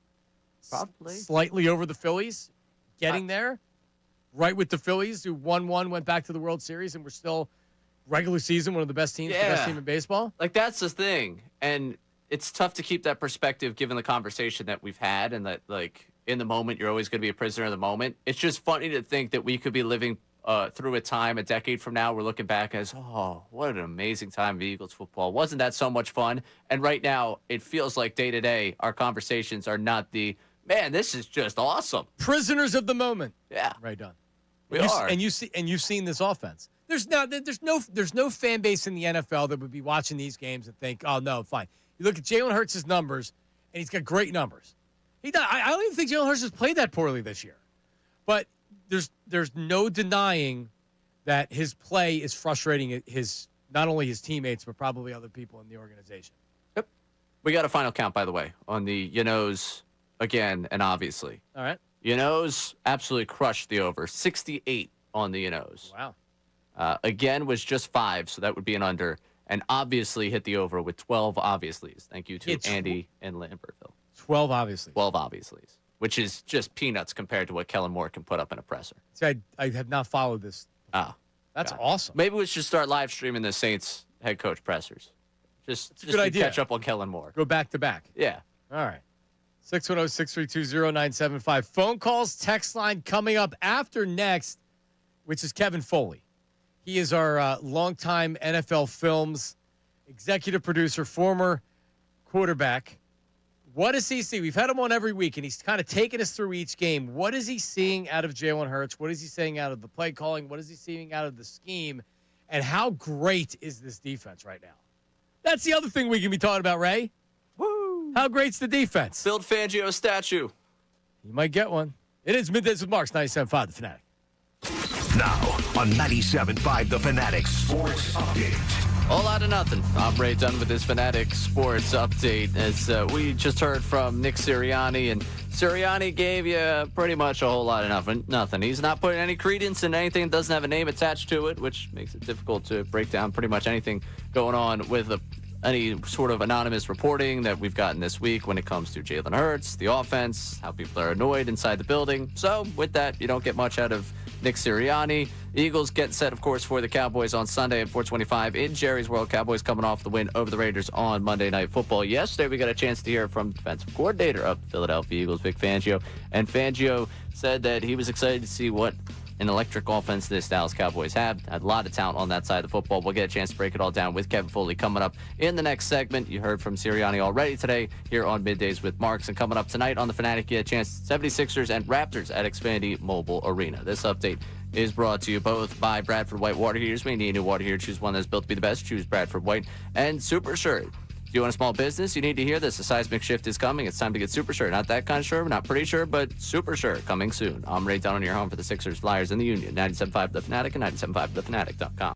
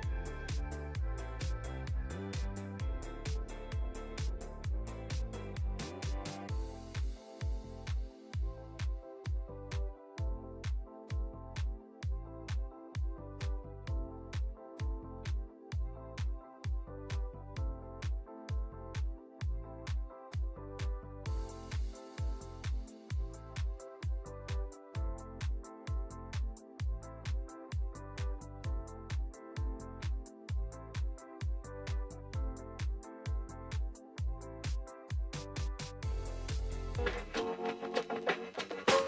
right, we're back middays with Marks. Oh, 97.5 The Fanatic. The 12 o'clock hour has been brought to you by Service First HVAC. 0% financing for 48 months. Rebates and tax credits up to $4,300 when purchasing a heating and cooling system. Learn more, ServiceFirstHVAC.com. All right. So what's today? Today Wednesday? That's right. Feels like Monday already again. Feels like I've already done a whole full week of shows and then some. It feels like Monday for me. Oh, yeah. Yeah, you were just in Virginia doing the play-by. Lady Owls lose last night, too, I saw. Tough fourth quarter.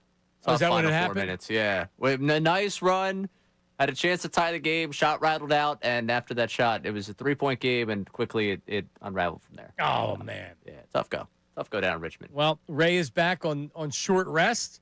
And joining us right now, he's definitely not on short rest. He is rested and ready to go as he breaks it down for us on social media at Playbook Foley. At Playbook Foley. He breaks it all down for us. His name is Kevin Foley, longtime producer over at NFL Films. Kevin, how are you?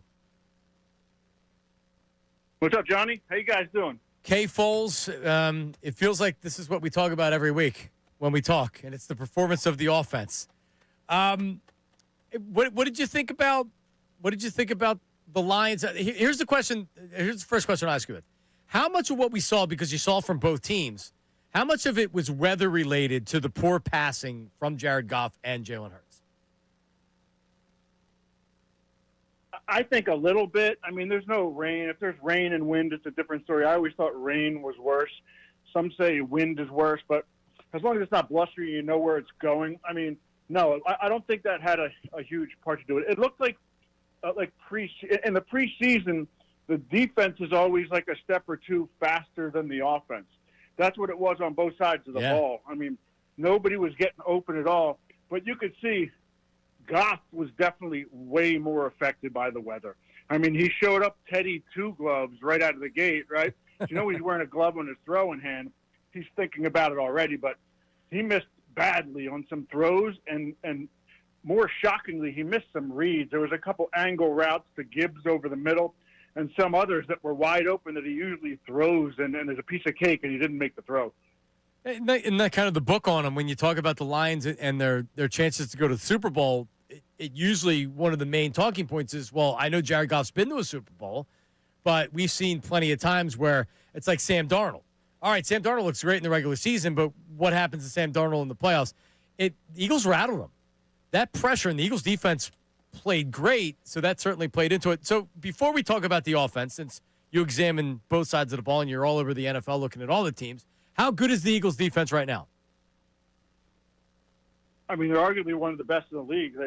It's very rare where you can see a defense that dominates at every level, and I don't know when the last time you could say that about the linebacker level, but they look incredible. Vic's done an incredible job. Vic Fangio has done a great job this year.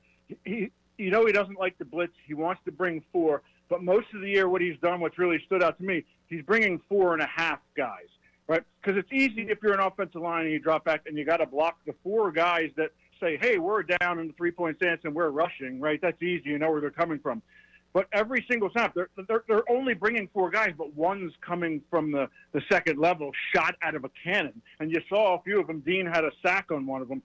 So there's no reason when you bring 4 guys that someone should have a running start and be blocked by the running back, right? They should be picked up at the line by a guard, a center, or whatever. But that's what it does. And they do it with a bunch of different guys. They do it with all 3 of the linebackers. They did it with DeJean from the slot where they only brought 4. And the other thing they were doing is the Lions love to throw the ball on time. That's what makes them so good.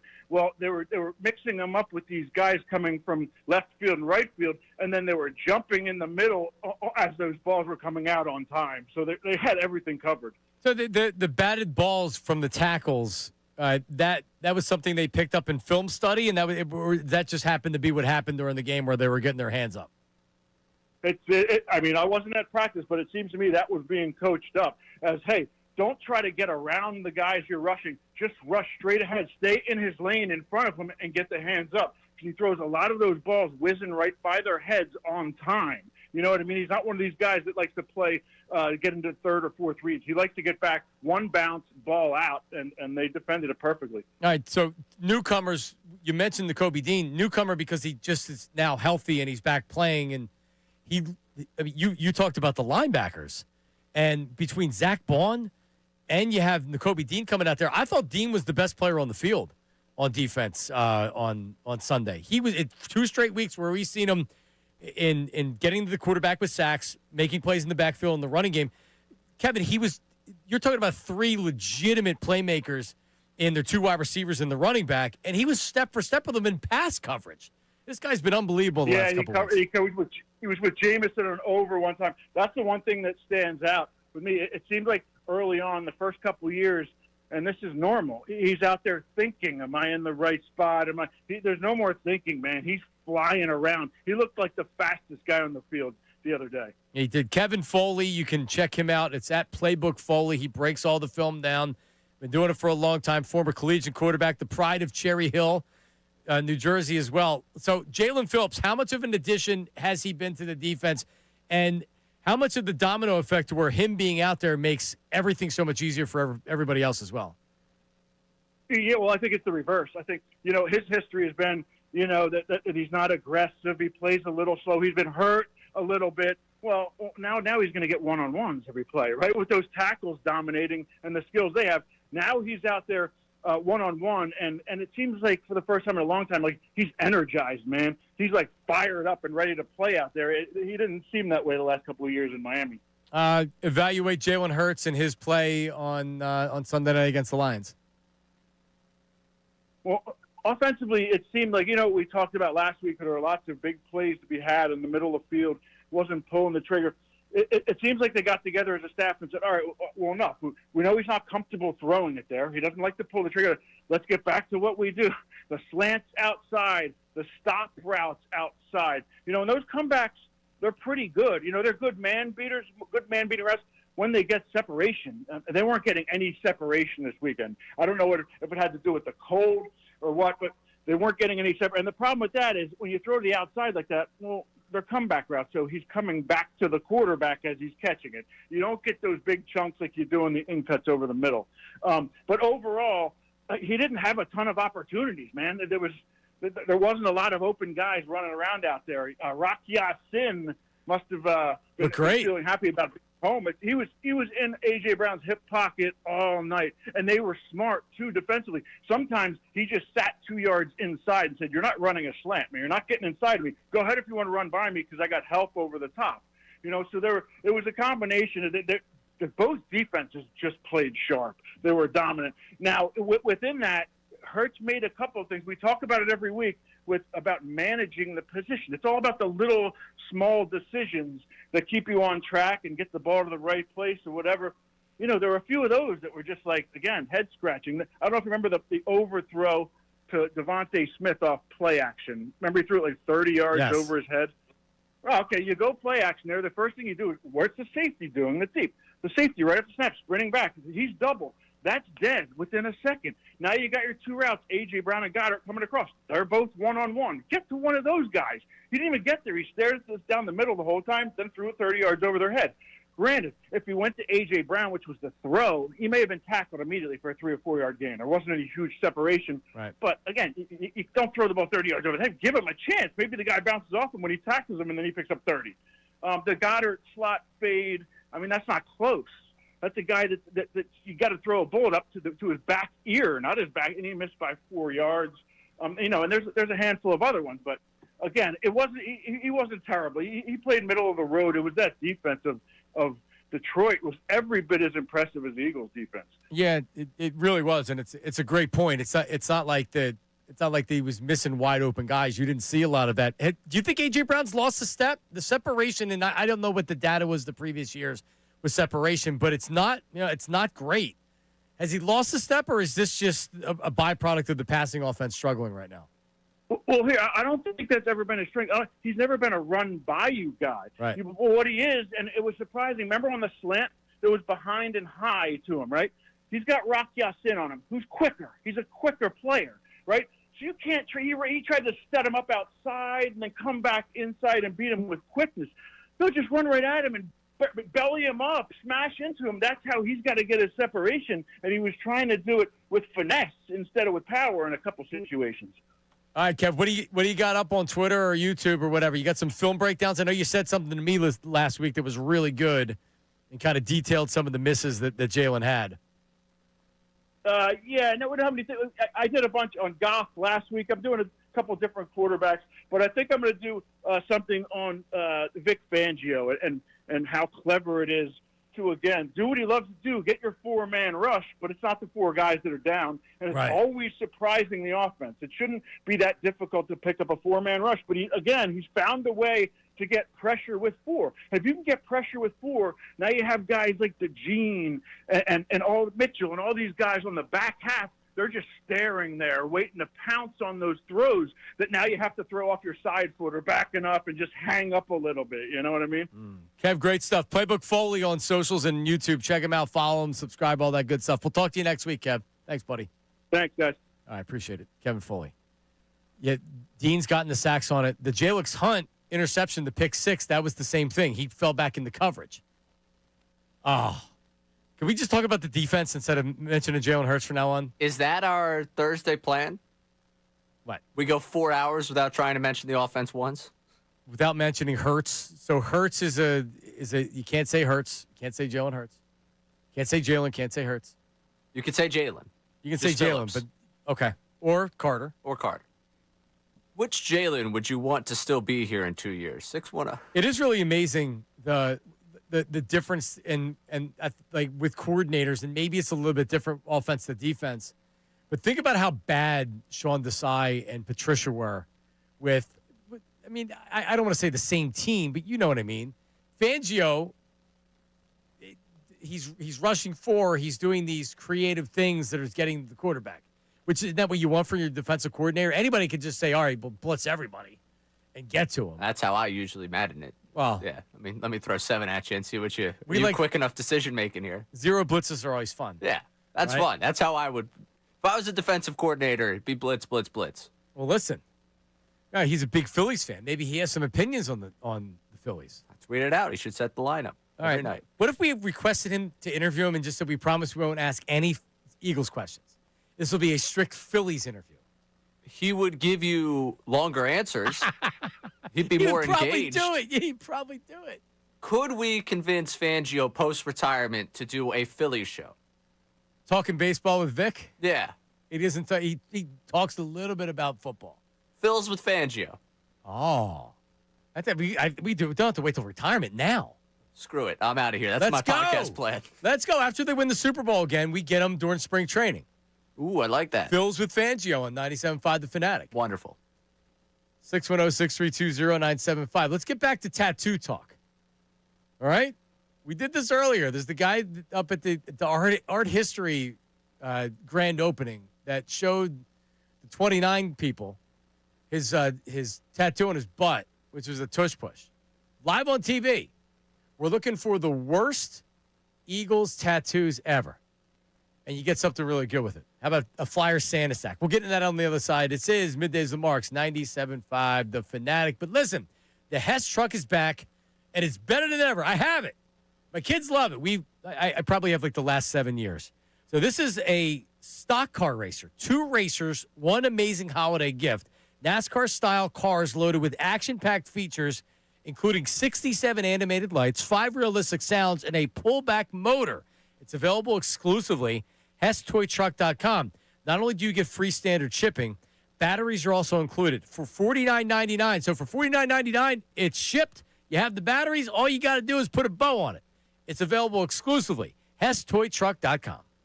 Start your morning.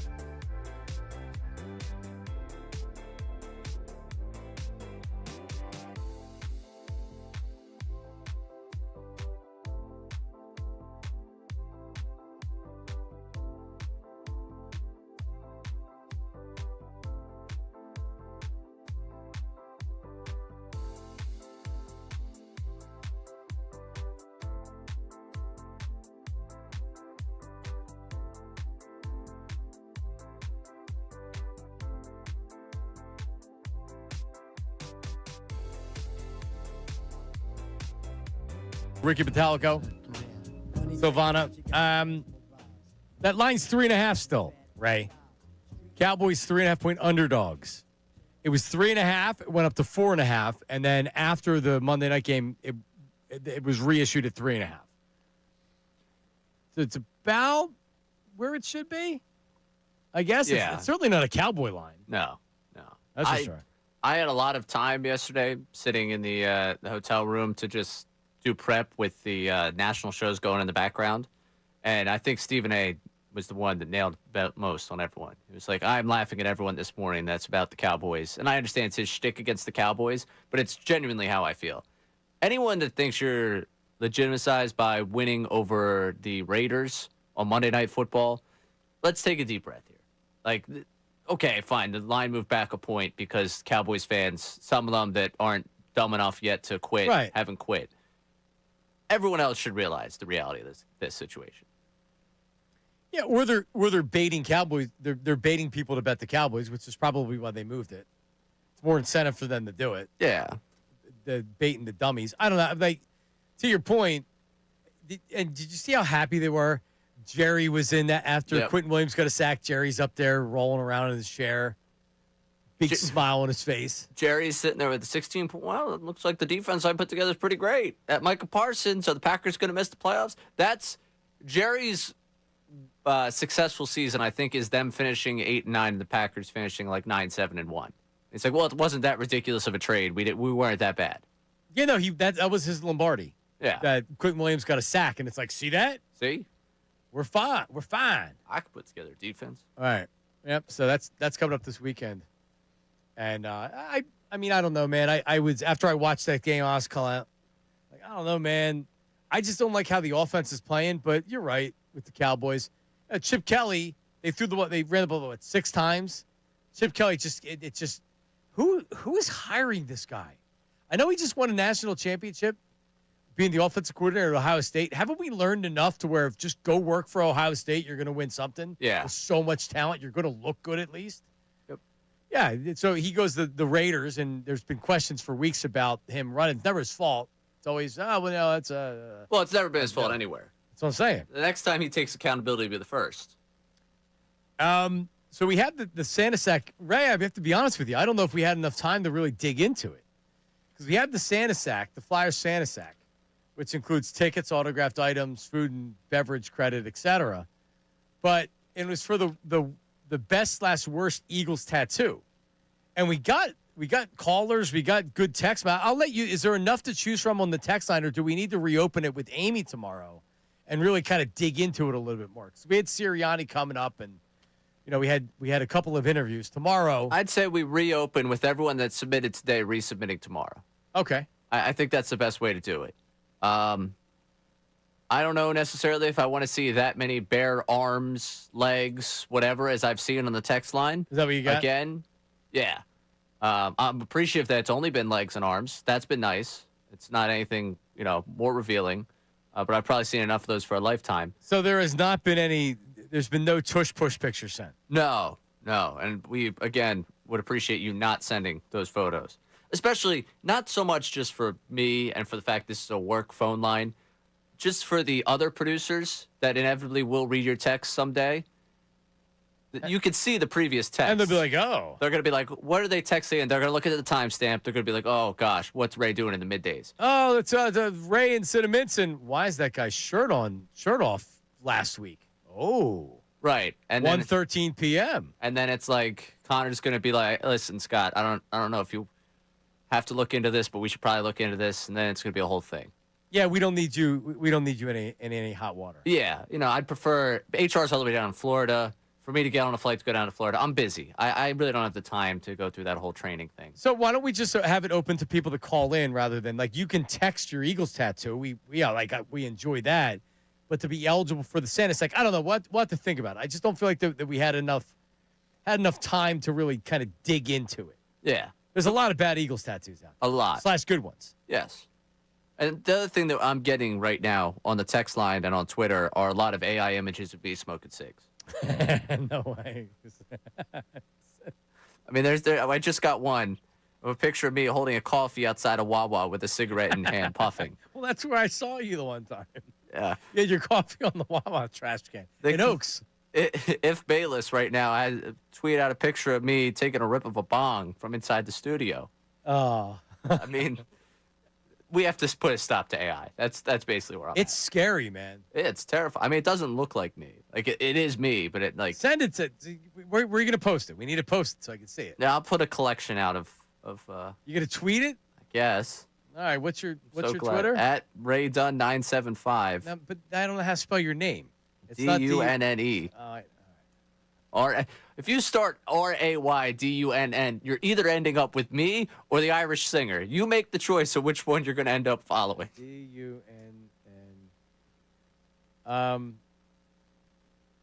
Is that who that is? The Irish? No, I'm going to go to you, not the Irish singer. Yeah, the Irish singer unfortunately passed away like a decade ago. So he's just got a hold on at Ray Dunn. We'll put it out there. All right? Yeah, I'm going to get called into HR at the other job, and they're going to be like, why are you posting pictures of you smoking? What's this Twitter question that you asked? I think I've finally been bullied into not checking in and printing my plane ticket at the airport kiosk. Yeah. Does anyone else still use a physical ticket? 26% said yes. No. You were using a physical ticket? For a while there. I like going to the kiosk, checking in, getting the physical ticket. I'm a chronic dead phone guy. Like, if my phone dies, how am I getting on the plane? All right, I guess it's easier with the ticket. Yeah. But then you got to go do that. Right. You're not checking a bag, though, right? No. Yeah, you're just going on the flight. Yeah, Just well, check in and you don't have to go through it. I also go, ooh, a little seat here, a little seat change there, you know. But no, I've been bullied pretty much by people having the same reaction that you do. Being like, you know what, I guess I should just use the app like the 21st century guy I am. No, you do you.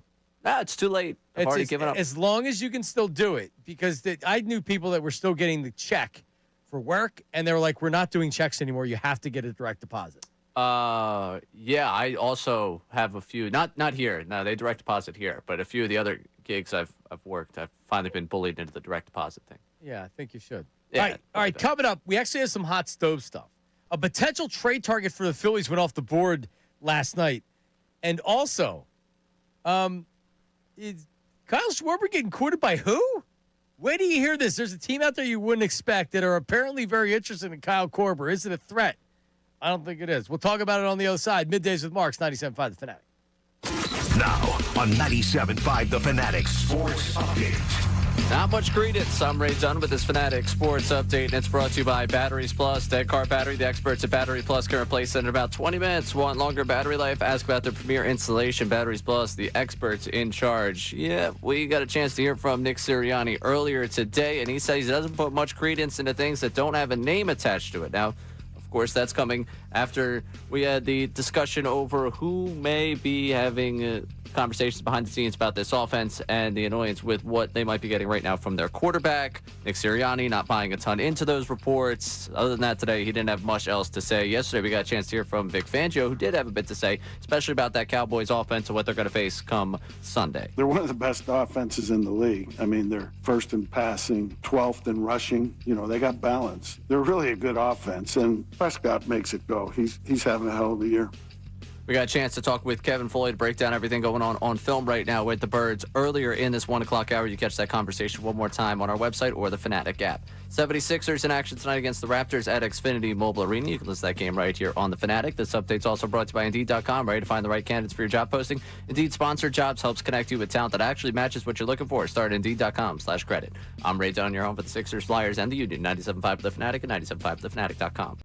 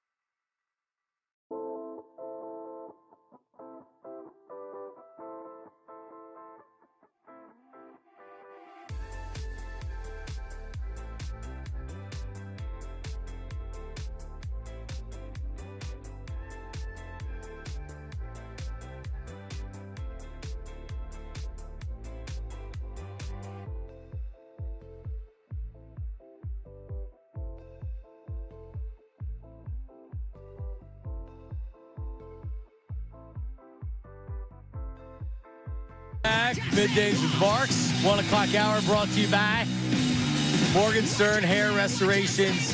Great teams stick together, so does great hair.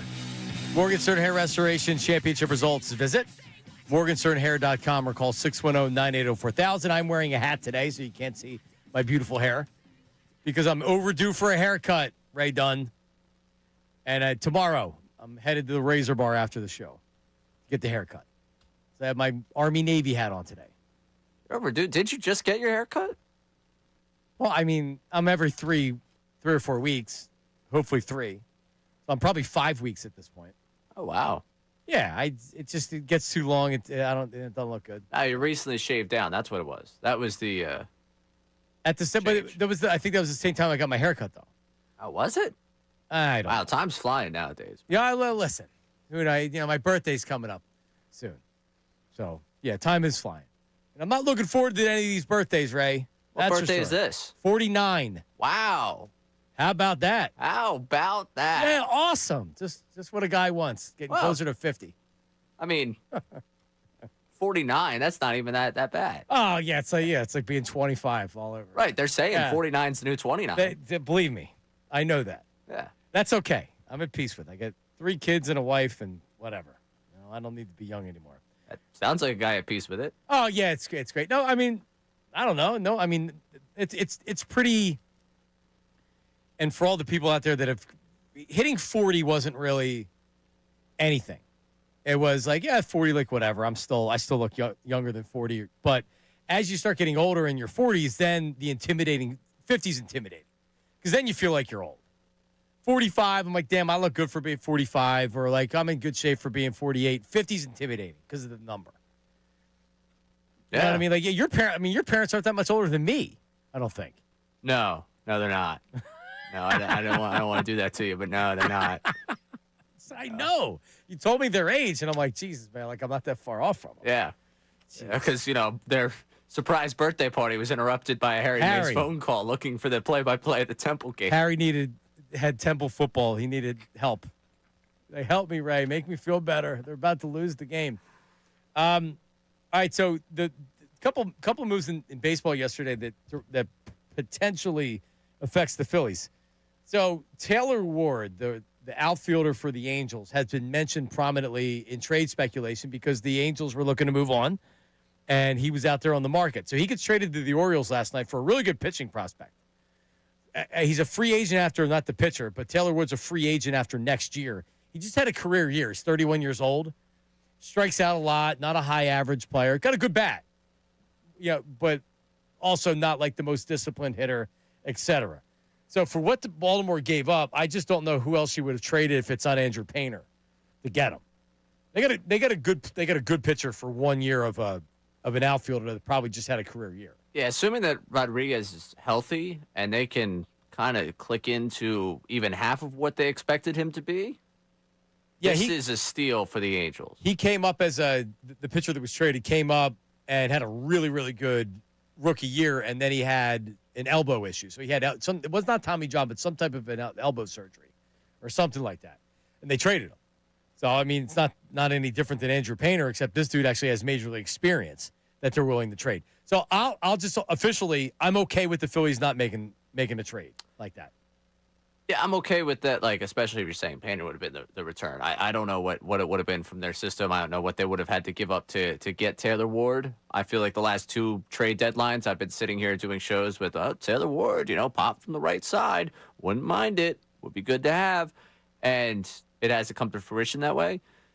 But it does, once again, dwindle the options you have in terms of right-handed pop out there. It seems like it's going to be a problem. Trent Grisham, who was a potential free agent outfielder from the Yankees, he accepted the qualifying offer. So the Phillies offered Ranger Suarez and Kyle Schwarber a qualifying offer, which they declined. Trent Grisham didn't say, no, thank you. He said, I'll take it. 3 players taking the qualifying offer. Because it's big money. It was $22 million. And Yeah. Trent Grisham's not a $22 million player. I think the Yankees thought he would decline it, and then you get a draft pick. So if you offer them this salary and they decline it, then you get draft pick compensation if they sign elsewhere. Right. But you also have to make sure that if you don't want the guy back, that he better decline it. Yeah. I think Kevin Millwood for the Phillies one year did the same thing. He actually accepted the qualifying offer. I mean, I don't blame people that do it. What am I going to turn down $20 million for 1 year? Well, if the obviously the market for Grisham wasn't what they wanted, so and he's a center fielder. So what does that mean about Harrison Bader? And is it more likely that he comes back, or is he going to be more expensive? I truly believe that the market is going to dictate whether or not Bader is back, because the Phillies, I believe, have a number and numbers of years they're willing to do. It doesn't seem like they're willing to do 3 years for, let's say, $40 million or something like that. Arbitrary number. But for 2 years and maybe 26, I think Dombrowski looks at it and says we can fit that in, because they're desperate for outfield bats. They should be. Yeah. I mean, yesterday was a dream day if you're Harrison Bader's agent. Right-handed pop went off the board, and for Grisham, it's a center fielder that had a career year offensively. It's not obviously left-handed bat, so it's not right-handed pop, but it's a center fielder, career year offensively, getting $22 million. There's a center fielder. There's someone that could play center field off the board for the free agent market. There's a guy with right-hand pop off the market, and you're just sitting there like, oh, nice. Yeah, Bader just made $2-3 more million a year. Maybe. You want a center fielder? It's got some pop. Yeah. From the right side. Oh, make us an offer. Also, I've seen a couple reports now, because the Pirates are getting a lot of crap because they're not spending any money and trying, and like they're getting criticized around Major League Baseball. They're making a ton of money, but it doesn't really matter. They don't go out there. They don't try to spend money to be good. Well, they're trying to spend money this offseason because they don't want to lose Skeens. Apparently, they're in on Kyle Schwarber, the Pittsburgh Pirates. And I mean, if you think about it, they have low payroll, and Major League Baseball wants them to spend money. Yeah, we'll give you 6 years and 180. That's how you lose Kyle Schwarber. I don't think Kyle Schwarber would take it, but the Phillies were able to get Jim Thome because they kept going. We'll give you another year. We'll give you another year. Now the Phillies weren't the Pirates, but the Phillies weren't this great organization when Jim Thome signed here. They're still playing in the vet. So, but it just goes to show you, even a team like the Pirates are going to cost the Phillies more money if they do want to keep them. Feels like Pirates PR was running overtime yesterday. Just odd. They end up on Schwarber. They were, we were there on Naylor. We're trying. We were there. We were trying. It kind of felt like the, trust me, we're going after. We're going to do something. Well, it's like the Phillies with Japanese players. They know they're not getting them, but just the fact they're involved in the conversations gets them more visibility with some of the Japanese players. Right. Yeah, the Pirates probably make him an offer they know he's going to refuse, and at least they can save face and say, sorry, we tried. Yeah, that's what that seemed like to me yesterday, because I was just confused about the news cycle where all of a sudden the Pirates are everywhere for good reasons. Oh, good organization. Yeah, they've tried, man. But it's good to get out in front of the free agency saying, "Oh yeah, we're going to invest." Actually, I don't know which one's better. To be honest with you, both of them suck. I think they're trying, but I think they're trying to do it. Baseball's pissed at them. You can't keep going out there and being like, look, the most profitable team's the team that doesn't spend money. A decade ago, the Tigers were amongst the biggest spenders in baseball, and now they're not going to pay one of the best pitchers we've seen. If they let Scuba go, that's bad. Yeah. You pay him $50 million a year. You want 2 straight Cy Youngs. Coming up next, feedback, your phone calls, and much more. It is Middays with Marks, 97.5 The Fanatic. Hey, it's Ray Dunn and FanDuel in partnership with Valley Forge is the #1 sportsbook for same-game parlays. From points and rebounds to threes and assists, FanDuel is the place to combine your favorite picks into a same-game parlay or track every stat live, all in one easy-to-use app. And right now is the perfect time to join because new customers can get $150 in bonus bets if your first $5 bet wins. That's right, $150 in bonus bets if your first $5 bet wins. So bet on the players you love or players you hate the way that you want. Maybe you're looking at an under, or potentially tonight you're looking at the Sixers and the Raptors and say, well, it's another night when Maxi's going to have to carry them. Bet that over. The rebound's over right now for Drummond. Might be something to look into as he continues to get a ton of playing time. What you got to do, though, is head to FanDuel.com/endzone. That's FanDuel.com/endzone to sign up today. It's FanDuel, an official sports betting partner of the NBA. 21 plus to President Pennsylvania. First online real money wager only. $5 first deposit required. Bonus issued as non-withdrawable bonus bets, which expires 7 days after receipt. Restrictions apply. See terms at sportsbook.fanduel.com. Gambling problem? Call 1-800-GAMBLER. Unfiltered with Ricky Bo.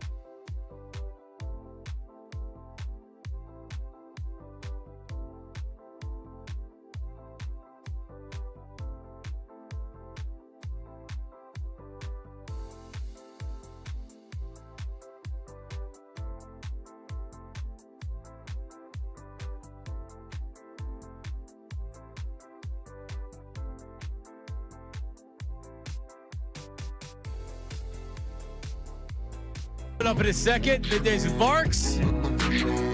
Ricky Bo's wearing a Hartford Whalers hoodie today, which I thought was very cool. I have a it's a Mitchell & Ness hat, Hartford Whalers hat. It's green, and whenever I wear it out anywhere, it's like, hey, come talk to me. Oh, I love that hat. Oh man, where'd you get that from? It's good gear. Yeah, it's a real shame, honestly. Yeah. Oh man, every night. Trying to go to sleep. Well, trying to fall asleep. Like I can't. I can't tell you that I've lost sleep over it, but it is a shame. Yeah, it's just unique. Yeah. Hartford had a professional sports team. Yeah, like Oklahoma City's going to win back-to-back NBA titles. You're telling me Hartford can't have a hockey club? Come you know on. what? You're damn right, Ray. Yeah. When they expand the NHL to 47 teams coming up in the next few years, Hartford will be on right back there. Yep. Yeah. The arena will have 3,000 people. They need to go to Atlanta again for what? The third time? Fourth time? I'm sure it will. Phoenix, bring back my Coyotes.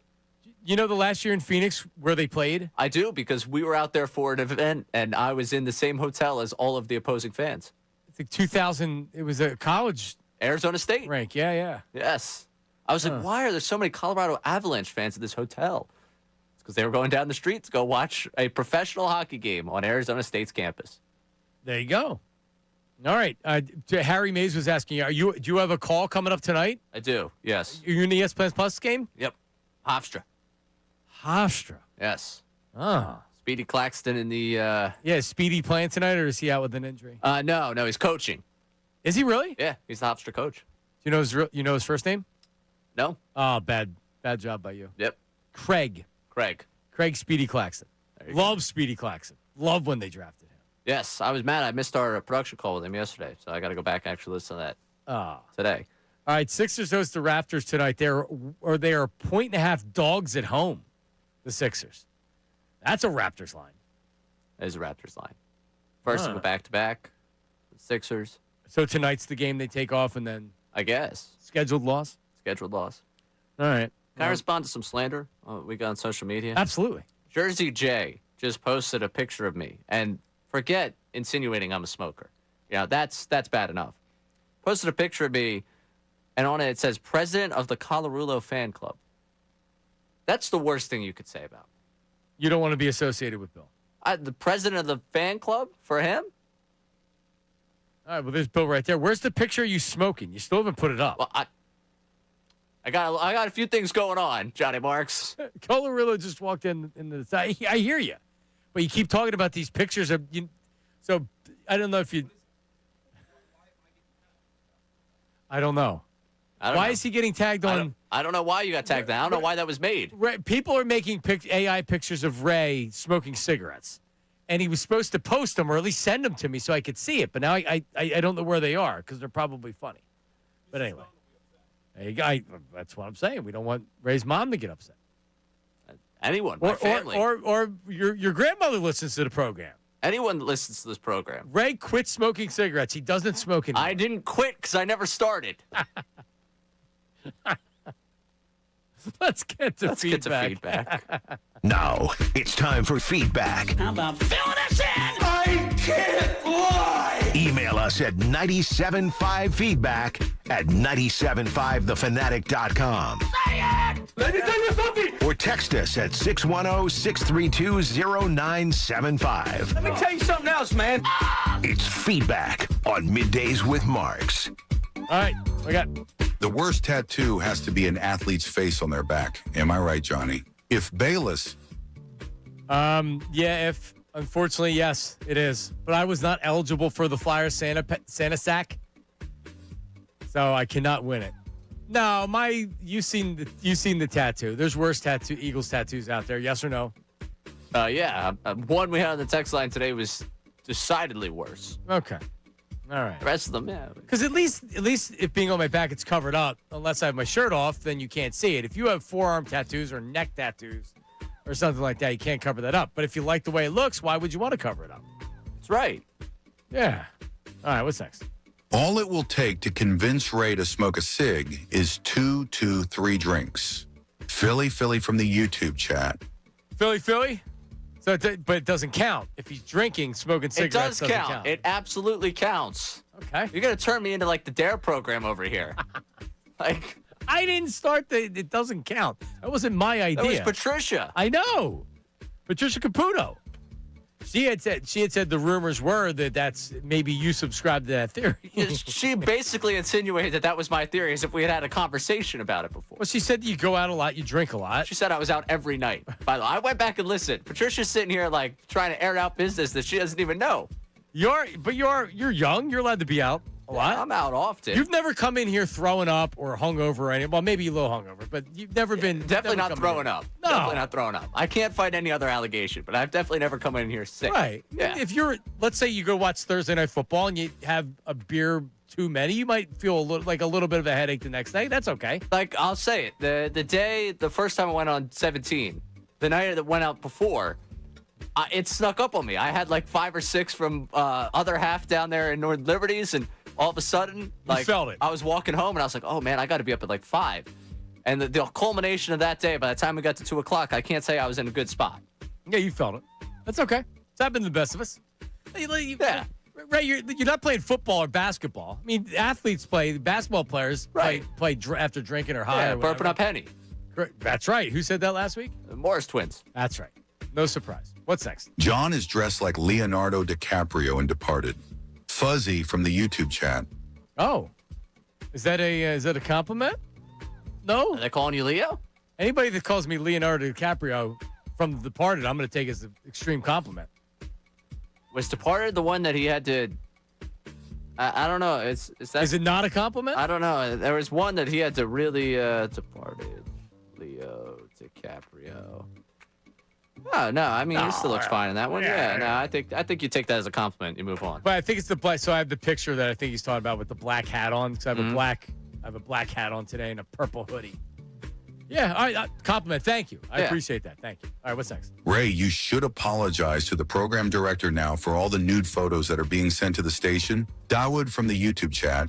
Yeah, can't have it. Want to be very clear. That also, is our new shtick as a show just to keep me as close to getting called into a meeting anywhere in my life as possible? You brought up the possible nude photos. I never consider anybody sending you nude photos. You're the one that brought that up. You brought that into the conversation. It wasn't new. I was just saying that some people have, Yeah, you insinuated it. I insinuated that it could happen on the text line. Okay, all right. Yeah. I mean, listen, his DMs are open if you're looking. No, if you're that's also not what I'm trying to do here. All right, we got one more. Ray, stop lying. You weren't working? You were ripping heaters in that hotel room. Colby from the YouTube chat. The hell with this. I'm done. Hey, Nate, you got anything else? Feedback? That's it. Feedback. 975 feedback at 975thefanatic.com. The text line, just say feedback and then where you're from. Or the YouTube chat is very hot on feedback these days. I can see you ripping heaters. All right. So have a good call tonight. All right. I'll be tuned in on ESPN Plus so we can maybe use something on the show tomorrow. Right. Well, we'll try and get something good for you tomorrow. All right.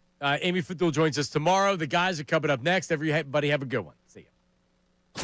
Now.